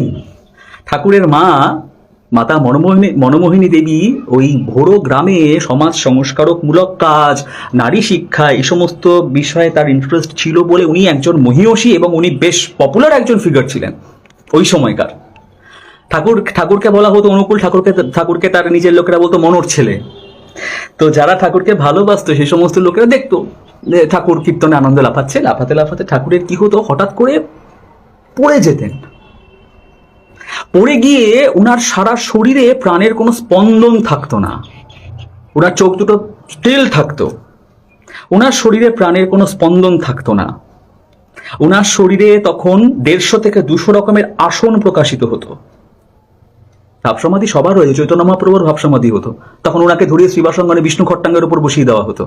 রামকৃষ্ণদেবেরও ভাবসমাধি হয়েছে। অনুকূল ঠাকুরের ভাবসমাধি হলে কি কি হতো সেটা আমি একটুখানি আপনাদের বলি, কজন জানে আমি জানি না। এগুলো সমস্ত বই পুস্তকে লেখা আছে। বড় বড় যাদের নামের আগের দিন বলেছিলাম, যারা পাবনাতে ছুটে গেছিল সেই সমস্ত ঘটনা দেখবার জন্য, তারা তাদের জীবনেতে এই সমস্ত লিখে রেখে গেছে। উনার মধ্যে তখন প্রাণের কোনো সঞ্চালনা থাকতো না। ওনার চোখের মধ্যে আঙুল ঢুকিয়ে দেখা যেত চোখের পলক পড়তো কিনা, পড়তো না। ডাক্তার ডেকে আনা হলো, মরে গেছে নাকি দেখ, হয়তো হার্টস্ট্রোক করে মারা গেছে। ডাক্তার দেখছে কোথাও কোনো প্রাণের স্পন্দন নেই।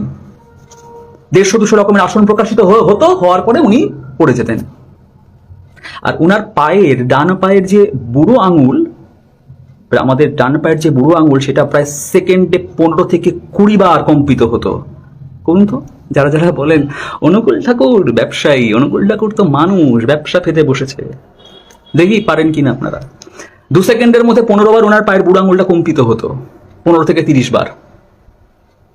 এবং তারপরই তার মুখ থেকে কিছু কথা বেরিয়ে আসতো। প্রথম তাকে বলা হতো তার গাড়ি ভূত চেপেছে। গ্রামের লোক, অশিক্ষিত মানুষজন, খুব একটা শিক্ষার আলো দেখেনি। এই মনোর ছেলেকে ভূতে ধরেছে, মনোর ছেলেকে ভূতে ধরেছে, কি সমস্ত বলছে, আমি ভগবান, আমি ভগবান, আমি তিনি, কি সব বলে যাচ্ছে, সমস্ত ভূতে ধরেছে, ডাক্তার ডাক, ওর মাথা ট্রিটমেন্ট করতে হবে। কিচ্ছু হলো না, আরো বেড়ে গেল। তাণ্ডব কীর্তন শুরু হলেই নিজেকে ধরে রাখতে পারতো না, ঝাঁপ দিত। কীর্তন করতে তার ভাবসমাধি হতো, কীর্তন করতে করতে, নৃত্য করতে করতে, উন্মাদ নৃত্য করতে করতে ভাবসমাধি হতো। মুখ থেকে তখন এই সমস্ত বেরিয়ে আসতো। কি বেরিয়ে আসতো? সৃষ্টির রহস্য বেরিয়ে আসতো, যেটা নিয়ে আজকে আমি আলোচনা করব এবং যার সমস্ত কিছুর প্রমাণ, সায়েন্টিফিক প্রমাণ সবকিছু আমার কাছে আছে। এটা সমস্ত কিছু ডকুমেন্ট আমার কাছে আছে। সৃষ্টির রহস্য বেরিয়ে আসতো তখন তার মুখ থেকে। তখন কি করলো, ওই পাবনা কুষ্টিয়ার যত বড় বড় নামি দামি ডাক্তার, নামি দামি ব্যারিস্টার, তাদেরকে ডেকে আনা হলো। তারা এসে বললো কি বলে এগুলো। তারপর তারা বললো না, বেশ ইন্টারেস্টিং তো। তখন তারা সবাইকে বলে, শোনো, তোমাদেরকে বলে গেলাম, ওর যখন এরকম হবে, ও যা বলবে না সেগুলো লিখে রাখবে, সেগুলো লেখা শুরু করো। তারা বললো ঠিক আছে। এত স্পিডে বলতো, এত স্পিডে কথাগুলো বলতো, একজনে লিখতে পারতো না, 3-4 জন সবসময় বই আর পেন নিয়ে বসে থাকতো। যেই হতো ভাব সমাধি, সবাই রেডি, যা বলতো সেগুলো লিখে রাখতো। সেই লেখাগুলো পরে তাদেরকে পড়ানো হতো। এই যে জানকীনাথ বসু, এই যে যারা যারা ছিলেন, দেশবন্ধু চিত্তরঞ্জন দাস, এদেরকে তখন বলা হলো, তখন পেপারে লেখা হতো যে এরম ঘটনা। ওখান থেকে মানুষজন তখন চলে আসতো কলকাতায়, সমস্ত নামি দামি লোকেদের সঙ্গে দেখা করবার জন্য। পাবনা কুষ্টিয়ার বড় বড় মানুষজন তারা চলে আসতো, এসে বলতে, জানেন তো আমাদের গ্রামে একটা ছেলের বেশি বয়স না, ওই 25-26-30 বছর বয়স হবে, তার না এরকম হয়। আপনি একটুখানি চলুন না, আপনারা তো গণ্যমান্য অনেক বড় সড়ো মানুষ, চলুন না, গিয়ে একটুখানি দেখবেন ছেলেটার কি হয়, একটুখানি চলুন না, দেখুন, আমাদের বড় প্রিয় পাত্র, ও কেন এরকম করে, দেখুন না একটুখানি। তারা 1 দিন 2 দিন 3 দিন শুনলো, বলো তাই, চলো তাহলে দেখে আসি। তারা দেখতে গেল, তারা দেখে বলল যে এটা এটা অসম্ভব, এটা কি করে সম্ভব হয়। তখন তাদেরকে বলা হলো যে ভাব সমাধি হচ্ছে, কীর্তন করতে করতে এর মধ্যে অন্য কোনো মহাসত্তার প্রকাশ ঘটছে, এর মধ্যে এটা ভাব সমাধি হচ্ছে। তারপর যে বাণীগুলো পড়া গেল, দেখা গেল সেই বাণীতে তিনি বলছেন, সেই বাণীতে তিনি বলে চলেছেন, আমি ভগবান, আমি তিনি। তখনও আলোর উদ্ভব হয়নি, তখন অন্ধকার বলে কিছু ছিল না, তখনও সৃষ্টির সৃষ্টি হয়নি, একমাত্র আমি ছিলাম, আমি তিনি, আমি তিনি, আমি তিনি। নাম দেওয়া হলো প্রথম ৭৩ না ৭৫ দিনের বাণী। প্রথম কয়েকদিনে লেখা যায়নি, যে কদিনে লেখা গেছিল ৭৩ না ৭৫ দিন, সেই বাণী একটা বই হিসাবে প্রকাশিত হলো, যার নাম হলো পুণ্যপুঁথি।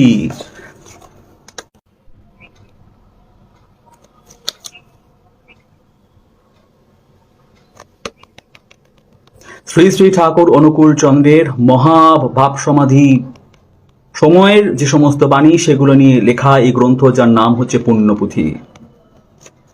জানি না কজন সৎসঙ্গে এই পুণ্যপুঁথি পড়েছে, সৎসঙ্গের বাইরে কজন এই পুণ্যপুঁথি পড়েছে জানি না, আমি জানি না, বলতে পারবো না।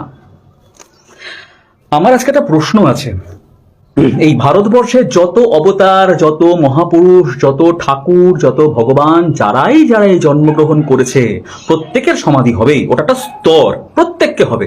কারোর 1 মিনিট হোক, কারোর 2 মিনিট হোক, কারোর 3 মিনিট হোক, প্রত্যেকের হবে। আমি জানতে চাই, আজকে সমস্ত হিন্দু সমাজের কাছে আমার প্রশ্ন, এবং আমি জানতে চাই, সত্যি আমি জানি না, আমি জানতে চাই, কোন কোন অবতার মহাপুরুষের ভাব সমাধিস্থ বাণী নিয়ে একটা বই তৈরি হয়েছে, যার নাম পুণ্যপুঁথি, এবং যেই বইটা তৎকালীন সমাজের সমস্ত বড় বড় মানুষরা পড়ে তার কাছে ছুটে গিয়েছিল তাকে দেখার জন্য, যে ছেলেটা কি বলছে, একটা রক্ত মাংসের মানুষ, যার একটা মাথা, 2টো হাত, 2টো পা, খালি গায়ে একটা সাদা ধুতি পরে দাঁড়িয়ে থাকে, সে বলছে আমি ভগবান, সে বলছে অনন্ত কোটি বিশ্ব ব্রহ্মাণ্ড সমস্ত আমার ইচ্ছায় সৃষ্টি, ইন্দ্র চন্দ্র বরুণ সূর্য অগ্নি সব আমার আরতি করে, কি বলছে, তো পাগল। আজকে একটু কানেকশনের প্রবলেম হচ্ছে, যাই হোক, তারা বললো যে এটা তো পাগল, এই ছেলেটা কি বলে। আর ভাব সমাধি ভঙ্গ হওয়ার পর যখন সে প্রচন্ড টায়ার্ড, সে পারছে না, একটু জল খেতে চাইতো, একটু জল খাওয়ার পর তাকে যখন সবাই জিজ্ঞেস করতো এগুলো কি বলিস, আমি এগুলো বলেছি, কি জানি আমি কি বলেছি, আমি সমস্ত জানি না, বলে সেখান থেকে পালিয়ে যেত। শ্রী শ্রী ঠাকুর অনুকূল চন্দ্র। তো সেই সমস্ত কিছু, যা কিছু লেখা আছে এর মধ্যে।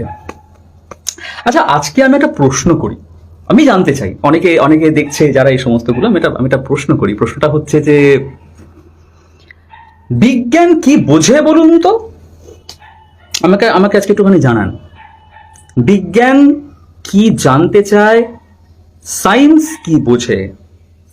সায়েন্স শঙ্খ চক্র গদা পদ্ম বাঁশি নূপুর আরতি আরাধনা ভগবান, সায়েন্স এটা বিশ্বাস করে, না সায়েন্স অণু আর পরমাণুর ঘাত সংঘাতের ফলে কিভাবে একটা সৃষ্টি হতে পারে, বিজ্ঞান সেইটা নিয়ে রিসার্চ করছে। আমি জানতে চাই, বলুন আমাকে। আজকে কোনো বিজ্ঞানীকে যদি আমি গিয়ে বলি যে ভগবান হাততালি দিল, অনন্ত কোটি বিশ্ব ব্রহ্মাণ্ড তৈরি হয়ে গেল, কোন বিজ্ঞানী মানবে? আর আমি যদি কোনো বিজ্ঞানীকে গিয়ে এই বইটা দেখিয়ে বলি দেখুন তো ঠাকুরের মধ্যে কি আণবিক পারমাণবিক সংঘাত কি সমস্ত যেন বলে গেছে, কি যেন আছে এর মধ্যে, দেখুন তো এটা দিয়ে কিছু করা যায় কিনা, বিজ্ঞানীরা কি করবে? বিজ্ঞানীরা যেটা করেছে, এলিজাবেথ কারম্যান, রিলসে কারম্যান, তার কসমিক কার্ডেল বই, যেটা নিয়ে প্রথম দিন আমি উল্লেখ করেছিলাম, এই সমস্ত ঘেটে যে ডকুমেন্টস গুলো পাওয়া গেছে, ঠাকুরের যা নিয়ে এখন বিজ্ঞান রিসার্চ করছে, সেই সমস্ত কিছু নিয়ে আজকে আমি এখানে বসে আছি। আরেকটা তাস আমি দিয়ে যাচ্ছি সবাইকে।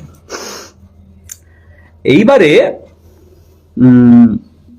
শ্রী শ্রী ঠাকুরের থেকে যখন তাকে প্রশ্ন করা হলো এই সমস্তগুলো, যে এগুলো কি, সে বললো আমি এগুলো কিছু জানি না, আমি বলতে পারবো না, কি জানি কে কি বলেছে, আমি বলতে পারবো না, আমি এগুলো কিছু বলিনি। তাকে যখন বলা হতো, সে তখন সেইগুলো থেকে আস্তে আস্তে সরে যেত, আবার হতো ভাব সমাধি, আবার তার মুখ থেকে এই সমস্ত বাণীগুলো বেরোতো। তাকে যখন বলা হতো, সে বলতো ধর আমি হচ্ছি শিবচন্দ্রর ন্যাংলা সাওয়াল, বাংলা ভাষায় কথা বলতো, আমি আবার বাংলা ভাষাটা খুব একটা ভালো পারি না, বলতো আমি হচ্ছি শিবচন্দ্রর ন্যাংলা সাওয়াল, আমি আবার কি জানি, তোরা ঠাকুর বানাইছিস আমারে কেন, আমি ঠাকুর নাকি? তারপর ঠাকুর বলেছিল যে ওই যে হ্যাঁ লোকে তো রান্নার ঠাকুর কেউ ঠাকুর বলে, আমি নয় সেটা আমি ঠাকুর, আমি এবার এই সমস্ত কিছু জানি নাকি, আমি কি জানি, আমি কিছু জানি না। এই সমস্তগুলো কিছুদিন চললো। ঠাকুরের একজন ভক্ত ছিল যার নাম কৃষ্ণ, তো ঠাকুরের একজন ভক্ত ছিল যার নাম ছিল কৃষ্ণপ্রসন্ন ভট্টাচার্য, যাকে আমরা কেষ্টদা বলে জানি। কেষ্টদা আবার এই সমস্ত সায়েন্স নিয়ে ভীষণ ইন্টারেস্ট ছিল, এবং এই ইন্টারেস্টের কারণেই উনি ঠাকুরের কাছে ছুটে গিয়েছিলেন। তখনকার দিনে পেপারে বা মাউথ পাবলিসিটি বা পেপারে যখন ঠাকুরের ভাবসমাধি নিয়ে লেখা হতো, তিনিও তখন ইন্টারেস্ট ফিল করেছিলেন। এটা কে যে নিজেকে বলে আমি ভগবান, হ্যান ত্যান অমুক তুমুক, তার আবার ভাব সমাধি হয়, কোথাকার কে, সে যাই তো দেখে আসি। ওই দেখতে গেছিল, যারা যারা তাকে দেখতে গেছিল তারাই সেখানে গিয়ে আটকে গিয়েছিল। সে দেশবন্ধু চিত্তরঞ্জন দাস হোক, সে যেই হোক। আর এই ঠাকুরের এই সমস্ত ক্রিয়াকলাপগুলো শুনেই মহাত্মা গান্ধী ছুটে এসেছিলেন ঠাকুরকে দেখার জন্য। সৎসঙ্গের ইতিহাস লেখা আছে, তাদের জীবনের ইতিহাসও লেখা আছে। তো যেটা বলছিলাম যে আজকে একটু কানেকশনের প্রবলেম হচ্ছে, যাই হোক একটু তোমরা থেকো সাথে। তো তারা তখন ছুটে গেল, শুরু হলো ঠাকুরের সঙ্গে অনুপরমাণুর ঘাত সংঘাত। কলকাতা থেকে যত বড় বড় সায়েন্টিস্ট, সায়েন্স নিয়ে যাদের ইন্টারেস্ট আছে, যারা তথাকথিত ধূপ দিয়ে আরতি, কাসর ঘন্টা পিটিয়ে পুজো, এই সমস্ত থেকে একটু আলাদা, একটু অন্যভাবে জগৎ ব্রহ্মাণ্ডকে জানতে চায়, সঙ্গে সঙ্গে তারা ছুটে গেল। ছেলেটা কি বলতে চাইছে? আণবিক পারমাণবিক ঘাত সংঘাত, যারা একটা একাডেমিক কোয়ালিফিকেশন নেই, একটা মাধ্যমিক পাস, সে অনুপরমাণু নিয়ে সংশ্লেষণ বিশ্লেষণের মধ্যে কি করে জগৎ ব্রহ্মাণ্ড তৈরি হলো, সেই সৃষ্টির কথা এই বইতে সে বলে গেল কি করে? ছুটে গেল তারা। কেষ্টদা তাকে বারবার বলতে শুরু করলো, বলুন না, বলুন আপনি এগুলো স্বভাব সমাধিতে কি বলেছেন, বলুন বলুন বলুন। কি বলেছিল সেটা আমি এখন করছি, আর সেটা নিয়ে এখন কি রিসার্চ হচ্ছে সেটাও আমি বলি। তিনি বলতে শুরু করলেন পুরোটা ইংরাজিতে। আমি প্রথমটা আমি ইংরাজিতে বলছি এবং তারপর আমি এর বঙ্গানুবাদটা বলবো।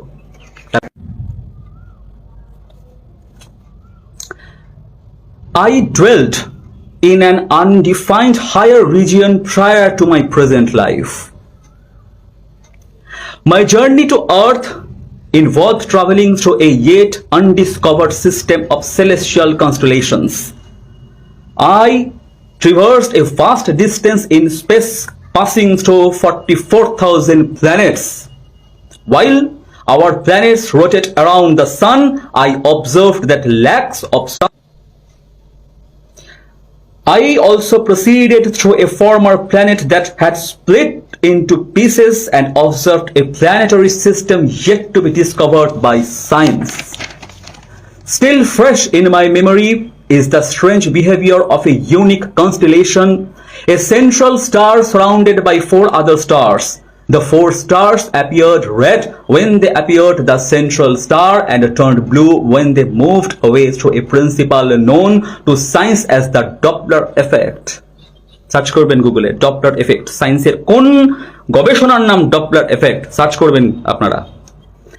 En route to Earth, I stopped at various planets where its celestial beings welcomed me with a grand ovation. Each planet had unique life forms suited to their atmospheres, unlike any found on Earth. I felt a pang of separation as the planetary beings chanted hymns in my praise as I departed from their planet. বাংলাতে একটু পরে বলছি। I finally arrived in our solar system by coming through a ray of light and descending into the sun. I was not burnt to ashes.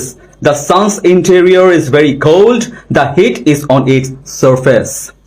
Just think, I descend from inside the sun by a track.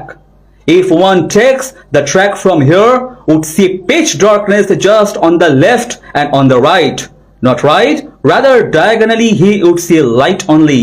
He would witness 44,000 planets on the way, one of which is split into pieces. I recall how a prime point let itself explode into millions of hyperatoms. Each hyperatom then burst into millions of super hyperatoms, resulting in an uncut, indivisible, physically inconceivable point. I witnessed that ultimate point, the cosmic soul, create an infinity of being out of itself like thousands of sparks coming from a fire.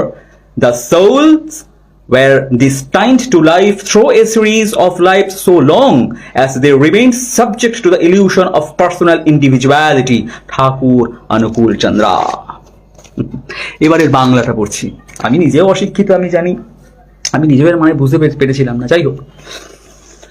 তো এর বাংলাটা এবার আমি পড়ি। আমার বর্তমান জীবন লাভের পূর্বে আমি এক অনির্ধারিত উচ্চ অঞ্চলে বসবাস বা বিচরণ করতাম। পৃথিবী অভিমুখে যাত্রা করাকালীন আমি এখনো এমন এক অনাবিষ্কৃত স্বর্গীয় নক্ষত্রপুঞ্জ পেরিয়ে এসেছি। শূন্যের মধ্যে দিয়ে 44,000 গ্রহ অতিক্রম করে আমি এসেছি। আমি দেখেছি আমাদের পৃথিবী যেমন সূর্যকে প্রদক্ষিণ করে, তেমনি লাখ লাখ সূর্য কোনো এক বৃহৎ সূর্যকে প্রদক্ষিণ করছে। আমি এক টুকরো বিভক্ত সাবেক গ্রহের মধ্যে দিয়ে যাত্রা করার সময় এমন এক গ্রহমণ্ডলের দর্শন লাভ করেছিলাম যার হদিশ বিজ্ঞান এখনো পর্যন্ত পায়নি। আমার মনে পড়ে এক বিশেষ নক্ষত্রপুঞ্জের গতি প্রকৃতি। 4টি নক্ষত্র ঘিরে রেখেছে এক মধ্যবর্তী নক্ষত্রকে। যখন এই 4টি নক্ষত্র মধ্যবর্তী নক্ষত্রটির দিকে এগোচ্ছিল তখন তাদের বর্ণ লাল দেখাচ্ছিল, অথচ সরে আসতেই তারা নীল বর্ণে রূপান্তরিত হচ্ছিল। বিজ্ঞানে এই প্রক্রিয়াটির নাম ডপলেস এফেক্ট। পৃথিবীতে আসার পথে আমি বিভিন্ন গ্রহে বিশ্রাম করেছি, যেখানে স্বর্গীয় অস্তিত্বরা আমাকে সমাদরে অভিনন্দন জানিয়েছে। প্রতিটি গ্রহে তার বায়ুমণ্ডল অনুযায়ী প্রাণের ধারাবাহিকতা লক্ষিত হয়েছে। তারা আমার স্তুতি পর্যন্ত করেছে। সেই স্বর্গীয় অস্তিত্বদের থেকে বিদায় নেওয়ার সময় আমি স্বজন বিচ্ছেদের বেদনাও অনুভব করেছি। অবশেষে এক আলোর রশ্মির ভিতর দিয়ে সূর্য অবরোহণ করে আমি আমাদের সৌর জগতে পৌঁছলাম। কিন্তু আমি ভুললাম না, সূর্যের অভ্যন্তর অত্যন্ত শীতল, তা শুধুমাত্র বাহ্যিক অংশে।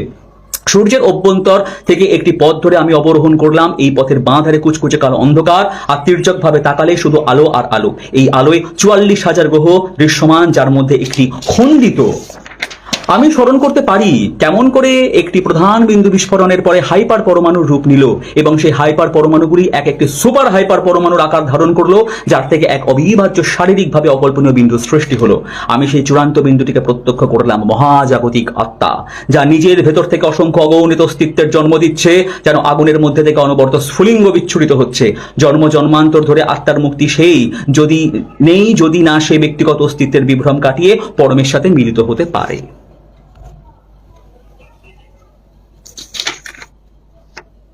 ভালো পড়েছি? এবার কয়েকটা জিনিস একটুখানি আমি বলে দিই আপনাদেরকে, কেমন? 2014-18 জুন, আমি আমার মনের কথা বলছি না। গুগল, এখন তো গুগল মানুষের বিশাল প্রধান অস্ত্র। গুগল করুন, গুগল ইমিডিয়েট গুগল করতে শুরু করুন। 2014-18 January, cosmic memory, the big bang, যেটা নিয়ে সায়েন্স এখন পাগলের মতন করছে। Big bang theory, Doppler's theory, যেটা একটু আগে আমি বললাম, Doppler's theory, big bang theory. বুঝেন এই কথাগুলোর অর্থ? হ্যাঁ, যারা ঠাকুরকে সমালোচনা করেন, বিগ ব্যাং থিওরি মানে কি জিজ্ঞেস করছি, বলুন তো। হ্যাঁ, বিগ ব্যাং থিওরি নিয়ে এখন সায়েন্স লাফাচ্ছে। এলিজাবেথ কারম্যান এবং তার হাজবেন্ড নীল জে কারম্যান, তারা একটা বই লিখেছে যার নাম কসমিক কার্ডল। সৃষ্টির রহস্য সেখানে উদ্ঘাটিত হয়েছে। কিভাবে সৃষ্টি তৈরি হয়েছে সেই রহস্য সেখানে উদ্ঘাটিত হয়েছে। তারা, আমি করিনি, সৎসঙ্গীরা করেনি, তারা তাদের নিজেদের দায়িত্বে cosmic memory and the big bang, Shri Thakur Anukul Chandra, Elizabeth Carman, এই যে ধুতি পরে দাঁড়িয়ে আছে না, এই ভদ্রলোকের নাম শ্রী ঠাকুর অনুকূল চন্দ্র। ইনি ওই যা করলাম, যেগুলো জানি না কজন সেটার তার মানে বুঝেছে। সায়েন্স নিয়ে যে কথাটা বলে গেছে অনুপরমাণুর ঘাত সংঘাতে, হ্যাঁ, কিভাবে বিশ্ব ব্রহ্মাণ্ড তৈরি হয়েছে তার সূত্র বলে দিয়ে গেছে যে বইটাতে যা বললাম, সেটা নিয়ে রিসার্চ করে তারা গুগলে ছেড়েছে যে শ্রী ঠাকুর অনুকূল চন্দ্র, আজকে আমরা যা বলছি কয়েকশো বছর আগে সেখানে তিনি যার জন্মের কতদিন, আজকে যার জানি রিসার্চ হচ্ছে তিনি কবে সেই সমস্ত কথাগুলো বলে গেছেন শ্রী ঠাকুর অনুকূল চন্দ্র। আমি বলছি না, আমি তাদের শেখাইনি। এখানে শ্রী ঠাকুর অনুকূল চন্দ্র কেন? শ্রী ঠাকুর অনুকূল চন্দ্র তো 2 নম্বর গুরু, তিনি তো ব্যবসায়ী। এখানে শ্রী ঠাকুর অনুকূল চন্দ্র কেন? এখানে তো ভারতবর্ষের 1 নম্বর গুরু, ভারতবর্ষের 1 নম্বর ভগবানের নাম থাকতে হতো। নাকি তখন সায়েন্স আবিষ্কার হয়নি? কোনটা? প্রথম সায়েন্টিস্ট জন্মেছিল, আমি আজকে প্রশ্ন করছি, বলুন তো, যারা ঠাকুরের নামে সমালোচনা করে, এই পৃথিবীর প্রথম সায়েন্টিস্টের নাম কি বলুন? সার্চ করে পাওয়া গেছে, জিসাস ক্রাইস্টের জন্মের 350 বছর আগে জন্মেছিলেন গ্রিক বিজ্ঞানী অ্যারিস্টটল। তারও 300 বছর আগে, অর্থাৎ জিসাস খ্রাইস্টের জন্মের প্রায় 600 বছর আগে আমাদের ভারতবর্ষে জন্মেছিলেন ঋষি কনাদ, যিনি প্রথম অণু আর পরমাণু জিনিসটা কি, খায় না মাথায় দেয়, সেটা প্রথম বিশ্লেষণ করেছিলেন। তা আমি বলছি যে এই 2800 বছর ধরে অনেক মহাপুরুষ, অনেক অবতার, অনেক গুরু, অনেক সন্ত, অনেক সাধু সবাই তো পৃথিবীতে জন্মেছিলেন। তখন বিজ্ঞান ভারতবর্ষে ছিল না। তো তারা অনুপরমাণুর ঘাত সংঘাতের ফলে অনন্ত কোটি বিশ্ব ব্রহ্মাণ্ড কি করে তৈরি হয়েছে বলে যায়নি কেন? আর সেই গ্রামে একটা আটপৌড়ে ধুতি পরা সাধক কালোপাড়ে ধুতি, যার একাডেমিক কোয়ালিফিকেশন ছিল না, যার দুটো বিয়ে, যে ব্যবসা ফেলে দিয়ে গেছে, তাকে বলতে হলো কেন অনুপরমাণুর ঘাত সংঘাতের ফলে কি করে অনন্ত কোটি ব্রহ্মাণ্ড তৈরি হয়েছে? Big bang theory, big bang theory, তাকে বলতে হলো কেন? তারা কোথায় ছিল? 1 নম্বর গুরু, 1 নম্বর ভগবানেরা কোথায় ছিল? তাকে কেন বলতে হলো big bang theory? What is big bang theory বলুন, প্রশ্ন করছি আজকে আমি। এই যে বিগ ব্যাং থিওরি 1927 থেকে 1929 সালে প্রথম হ্যাভেলস ল যেটাকে বলা হয়, এই সমস্ত গুগল থেকে পাবেন, আমার ফোন ঘাটা ইয়ে নেই বলে আমি সব প্রিন্ট আউট বার করেছি। হ্যাভেলস ল যেটাকে বলা হয় 1927 সালে এবং 1929 সালে, তার নাম হচ্ছে জর্জ লেমাইটর। জর্জ লেমাইটর একজন সায়েন্টিস্ট ছিল যিনি প্রথম বার করেছিলেন big bang theory. Big bang theory Anukulchandra Chakraborty বহুদিন, big bang theory Anukulchandra Chakraborty বহু আগে বলে দিয়ে চলে গেছে। ডপলার, ওই যে বললাম ডপলার এফেক্ট, এই যে ক্রিশ্চিয়ান ডপলার, উনি একজন বিজ্ঞানী, উনি 1803 সালে জন্মগ্রহণ করেন এবং অস্ট্রিয়াতে, এবং ভেনিসে ওনার মৃত্যু হয় 17 মার্চ 1853 সাল।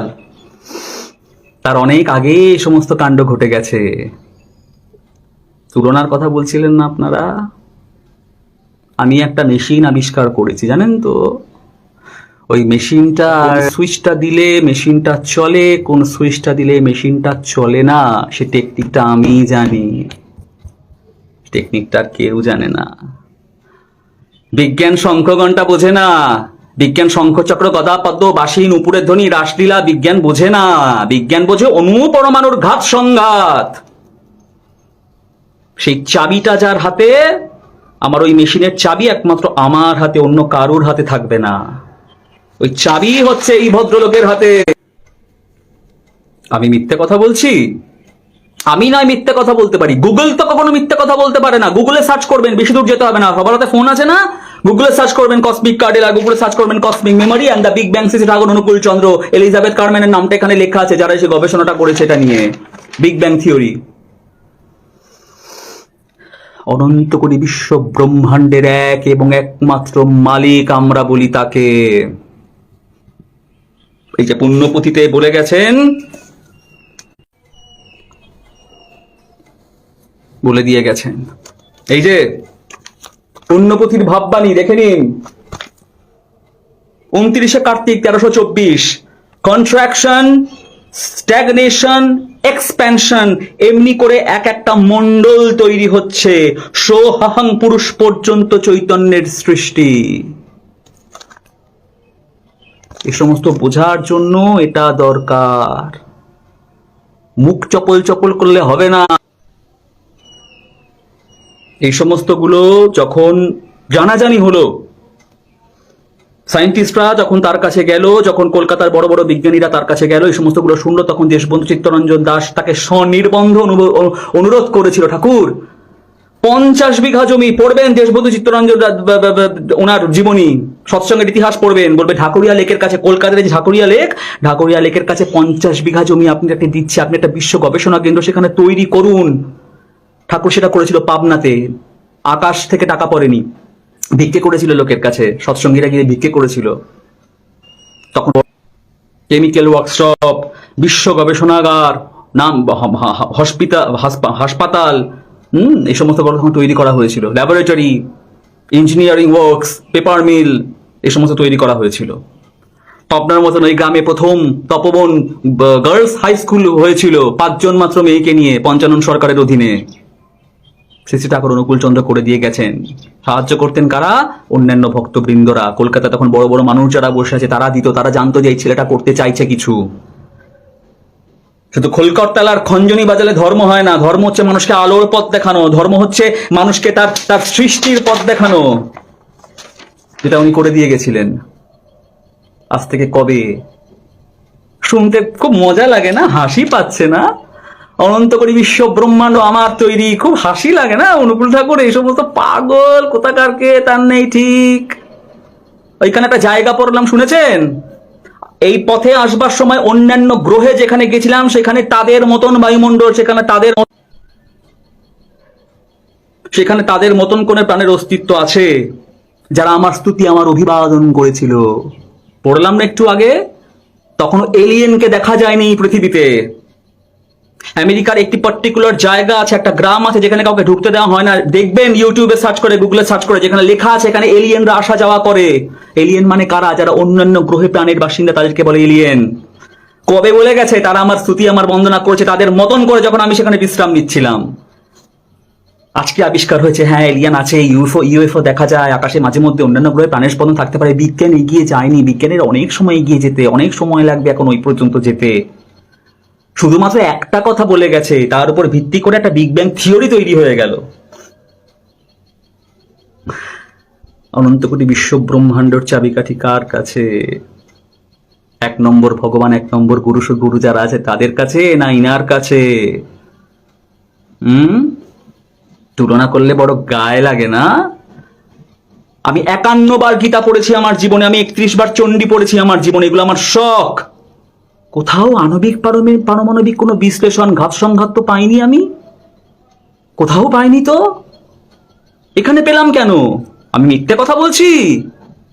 গুগল মিথ্যে কথা বলছে? না এলিজাবেথ কার্মেন এবং নিলজে কার্মেন তারা কসমিক কার্ডেল বইটা মিথ্যে লিখে গেছে? কোথাও পাইনি তো, এখানে পেলাম কি করে? এখানে পেলাম কেন? তাহলে কি মেশিনটা যে আবিষ্কার করেছে চাবিটা তার কাছে? চাবিটা তার কাছেই। ওই যে বলেছে পুণ্যপুঁথিতে, ভাবসমাধিতে, এই অনন্ত কোটি বিশ্ব ব্রহ্মাণ্ড একমাত্র আমার তৈরি, কিছু ছিল না, শুধুমাত্র আমি একা ছিলাম। তার চাবিকাঠিটা দিয়ে গেছে সায়েন্সকে শ্রী ঠাকুর অনুকূল চন্দ্র। আর কেউ দিয়ে যেতে পারেনি, কোনোদিন পারবে না, অসম্ভব, হতে পারে না। যদি হতো তাহলে কবে বিজ্ঞান আবিষ্কার হয়েছে? 1800 বছর আগে। তার মধ্যে যারা এসেছে এই পৃথিবীতে তারা দিয়ে যেত সেই চাবিকাঠি। দিয়ে যেতে পারেনি, উনি দিয়ে গেছেন। আর কেউ দিয়ে যেতে পারবেও না কোনোদিন, যদি উনি আবার না আসেন। সৎসঙ্গ হাওয়ার উপর দাঁড়িয়ে না? যেটা বলতে বলতে কিছু সময় গেলাম, 50 বিঘা জমি ঠাকুরিয়া লেকের কাছে দিয়ে বলেছিলেন দেশবন্ধু চিত্তরঞ্জন দাস, আসুন এখানে বিশ্ব গবেষণাগার তৈরি করুন, আপনি জানেন আপনি কি করতে চলেছেন। আসেনি। বলেছিল পাবনার এই ন্যাংলা মানুষগুলোকে ছেড়ে আমি কোথায় যাব? আমি যদি সবকিছু নিয়ে চলে যাই এদের কি হবে? আসেনি। চাবিটা ঠিক জায়গা মতো দিয়ে গেছে। সেই কারণে সমস্ত সৎসঙ্গী ভাই বোনদের কাছে আমার স্বনির্বন্ধ অনুরোধ, শ্রী শ্রী ঠাকুর পরম পিতা, প্রার্থনাতে বলি না আমরা পরম পিতু, পরম পিতা, আদি অনন্ত কোটি ব্রহ্মাণ্ডের এক এবং একমাত্র মালিক। সে যে যাই বলুক, যেই হাসুক, যেই কাঁদুক, যেই পাগল বলুক, যেই ছাগল বলুক, যে যা খুশি বলুক, ভাই সত্যটা কি সেটা সায়েন্টিস্টরা প্রমাণ করে দিয়ে গেছে, প্রমাণ করছে, সেটা নিয়ে রিসার্চ চলছে। সেটা মাথার মধ্যে রেখো। কোনোদিন কোন ঠাকুর, কোন অবতার, কোন ভগবানের সঙ্গে পরম পিতা শ্রী ঠাকুর অনুকূল চন্দ্রের তুলনা করবে না। তার প্রমাণ কি সেটা আজকে এই লাইভটাতে আমি দেখিয়ে দিলাম।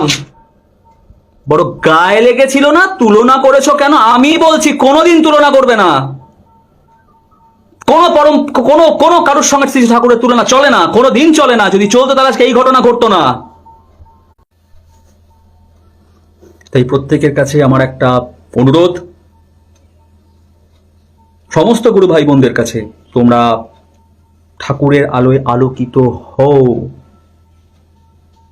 সে একটা খনি, সমুদ্র মন্থন করলে যেরকম একবার পারিজাত বৃক্ষ উঠেছিল, একবার মালক্ষী উঠেছিল, একবার ঐরাবত উঠেছিল, একবার ধন্বন্তরীরা উঠেছিল, সব উঠেছিল। ঠাকুর হচ্ছে খনি, তাকে যত মন্থন করবে তত এরকম আর অনেক কিছু বেরোবে, অনেক কিছু বেরোবে।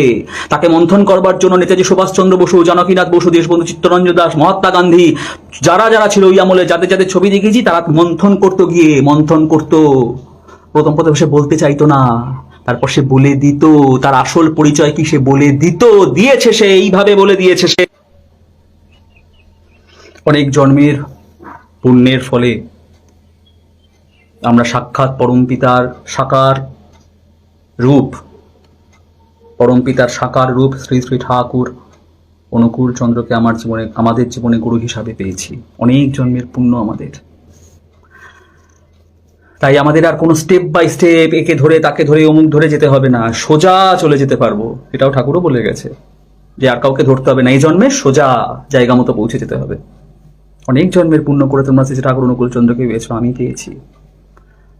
যারা যারা নতুনভাবে সৎসঙ্গে আসছে, নতুন দীক্ষা নিয়ে আসছে, তাদেরকে বলো তারা যেন ঠাকুর সম্বন্ধে জানে, তারা যেন শুধুমাত্র সকালবেলা ইষ্টভৃতি, সন্ধ্যাবেলা প্রার্থনার, মাঝে মধ্যে সৎসঙ্গে গেলাম, ঠাকুর দুটো আলোচনা শুনলাম, দুটো কীর্তন করলাম, এর মধ্যে যেন নিজেকে সীমাবদ্ধ না রাখে। ঠাকুর একটা গবেষণা করার জিনিস, বিদেশিরা তাকে নিয়ে গবেষণা করছে। মনমোহিনীর ন্যাংলা ছাওয়াল, বেশি দূর লেখাপড়া শেখেনি, তাকে মাঝে মধ্যে কৃষ্ণপ্রসন্ন ভট্টাচার্য কেষ্টদা পোক করতো। আপনি ইংরেজিতে বানিয়ে দেন না কেন, বিদেশিরা বুঝবে কি করে, ইংরেজিতে বানিয়ে দেন। ঠাকুর বলতে, ধর আমি এবার ইংরেজিতে বানিয়ে দেবো, আমি লেখাপড়াই জানি না, কিছু জানি না, আমি এবার ইংরেজিতে বানিয়ে দেবো। কয়েকদিন বলবার পর গড়গড় গড়গড় গড়গড় গড়গড় করে ভেতরে একটা ইঞ্জিন চলতে লাগলো, আর মুখ থেকে অনবরত শুধু ইংরাজিতে বাণী বেরোতে লাগলো, যার 4-5টা ভলিউম, নাম কি দ্য মেসেজ, যার একটা বাণী পড়ে উদ্ধার করতে গেলে মানুষের গায়ের ঘাম ছুটে যায়। মিথ্যে কথা বলছি? খুঁজে দেখুন, যান, পাওয়া যাচ্ছে সৎসঙ্গ পাবলিশিং এ। বইটার নাম হচ্ছে দ্য মেসেজ, তার কতগুলো ভলিউম আছে, এরকম মোটা মোটা বই, যা ইংরেজিতে ঠাকুরের বাণী। একটা মানুষ যে শুধু মাধ্যমিক অব্দি লেখাপড়া করেছে, তার কোনো একাডেমিক সেরকম হায়ার কোয়ালিফিকেশন ছিল না, বলে দিয়ে গেছে ইংরেজিতে বাণী, যার মেসেজ বলে আছে। কোত্থেকে শিখলো? যার একটা বাণী পড়তে গায়ের ঘাম ছুটে যায় তার মানে বার করতে গেলে। ইংরাজি ভাষা আমাদের ভারতবর্ষে এসেছে 1700-1800 খ্রিস্টাব্দে। তারপরে তার অনেক গুরু ভগবান, এক নম্বরই যারা তারা জন্মগ্রহণ করেছে। তাই 2 নম্বরটা এত ইংরাজি বলে দিয়ে গেলে 1 নম্বর গুলো কি করছিল? তাদের মন্থন করলো, তাদের মুখ দিয়ে আর ইংরাজিতে বেরোয়নি কিছু। এর তো বেরোলো, তাদের বেরোয়নি কেন? ঠাকুরকে একটু নাড়াচাড়া করুন, কে শ্রেষ্ঠ কে নিকৃষ্ট সমস্ত কিছু মানুষের কাছে এমনিই পরিষ্কার হয়ে যাবে। আমি তো একটা পয়েন্ট দিয়ে গেলাম শুধুমাত্র, এরকম হাজার পয়েন্ট আছে। ওই হাসতে হাসতে একদিন দেওঘরে বলছে, ওরে সমস্ত কিছু একদিন এই আমার কাছেই আসবে। সেই দিনটা শুরু হয়ে গেছে, সবে তো এই একটা, সবে তো বিগ ব্যাং থিওরি, আর কোন কোন থিওরি কোথায় কোথায় দিয়ে গেছে সেগুলো সব আস্তে আস্তে বেরোবে। যত মানুষ রিসার্চ করবে তত বেরোবে। আমার জীবনের সব থেকে বড় ইন্টারেস্টের বিষয় ছিল ঠাকুরের বিজ্ঞান এবং তার ভাবসমাধিতে সে যে বলে গেছে, আমি আদি বিশ্বব্রহ্মাণ্ডের সৃষ্টির উৎস কারণ। ছোটবেলায় পড়তাম, ভাবতাম কি বলে ধুতি পরা লোকটা এই সমস্ত বলে গেছে। আমি যখন ছোট তখন ভাবতাম, ছোট ছিলাম তো, ভাবতাম এই ধুতি পরা খালি গায়ে এই লোকটা এই সমস্ত বলে গেছে। এর তো 2 হাত 2 পা 1টা মাথায়, কি করে আদি অনন্ত কোটি ব্রহ্মাণ্ড বানালো? কি করে বানালো? এইভাবে বানালো। আজ বড় হয়ে বুঝতে পারছি কিভাবে সে বানালো। সায়েন্স ধর্ম ওই এক জায়গাতে এসে এক হয়ে গেছে, যা কেউ আর আগে এক করতে পারেনি। আর এই কারণে যত ইয়াং জেনারেশন, সে সমস্ত মানুষ যারা ধর্ম বিশ্বাস করে না, অবতার মহাপুরুষ ঠাকুর, কালী কৃষ্ণ, লক্ষ্মী নারায়ণ, জনার্দন, এই সমস্ত বিশ্বাস করে না, তারা ঝাঁকে ঝাঁকে ছুটে আসছে তার কাছে। তারা সায়েন্স বিশ্বাস করে। তাই আজকে মানুষ বলে যে সায়েন্স হচ্ছে ভগবানের আরেক রূপ। সেই সায়েন্সের পথটা উনি দেখিয়ে দিয়ে গেছেন। যাই হোক, আজকে আর বেশি দূর যাব না, বেশি দূর ভিডিওটা বানাবো না। আমার খুব ইন্টারেস্টিং এর একটা বিষয় ছিল ঠাকুরের ভাবসমাধি আর বিজ্ঞান, সেটা মানুষকে আমি বলে দিয়ে গেলাম, যেটার কারণে বড় বড় মনীষীরা, বড় বড় মানুষরা তার কাছে ছুটে গিয়েছিল খালি জানার জন্য যে এটা কি বলে। পরে বিজ্ঞানীরা দেখছে যে সেটাই তো সত্যি, তিনি যা বলে দিয়ে গেছেন বিশ্ব ব্রহ্মাণ্ড তৈরির যে সূত্র উনি দিয়ে গেছেন, তাই তো সত্যি, তাই তো প্রমাণিত হচ্ছে আস্তে আস্তে।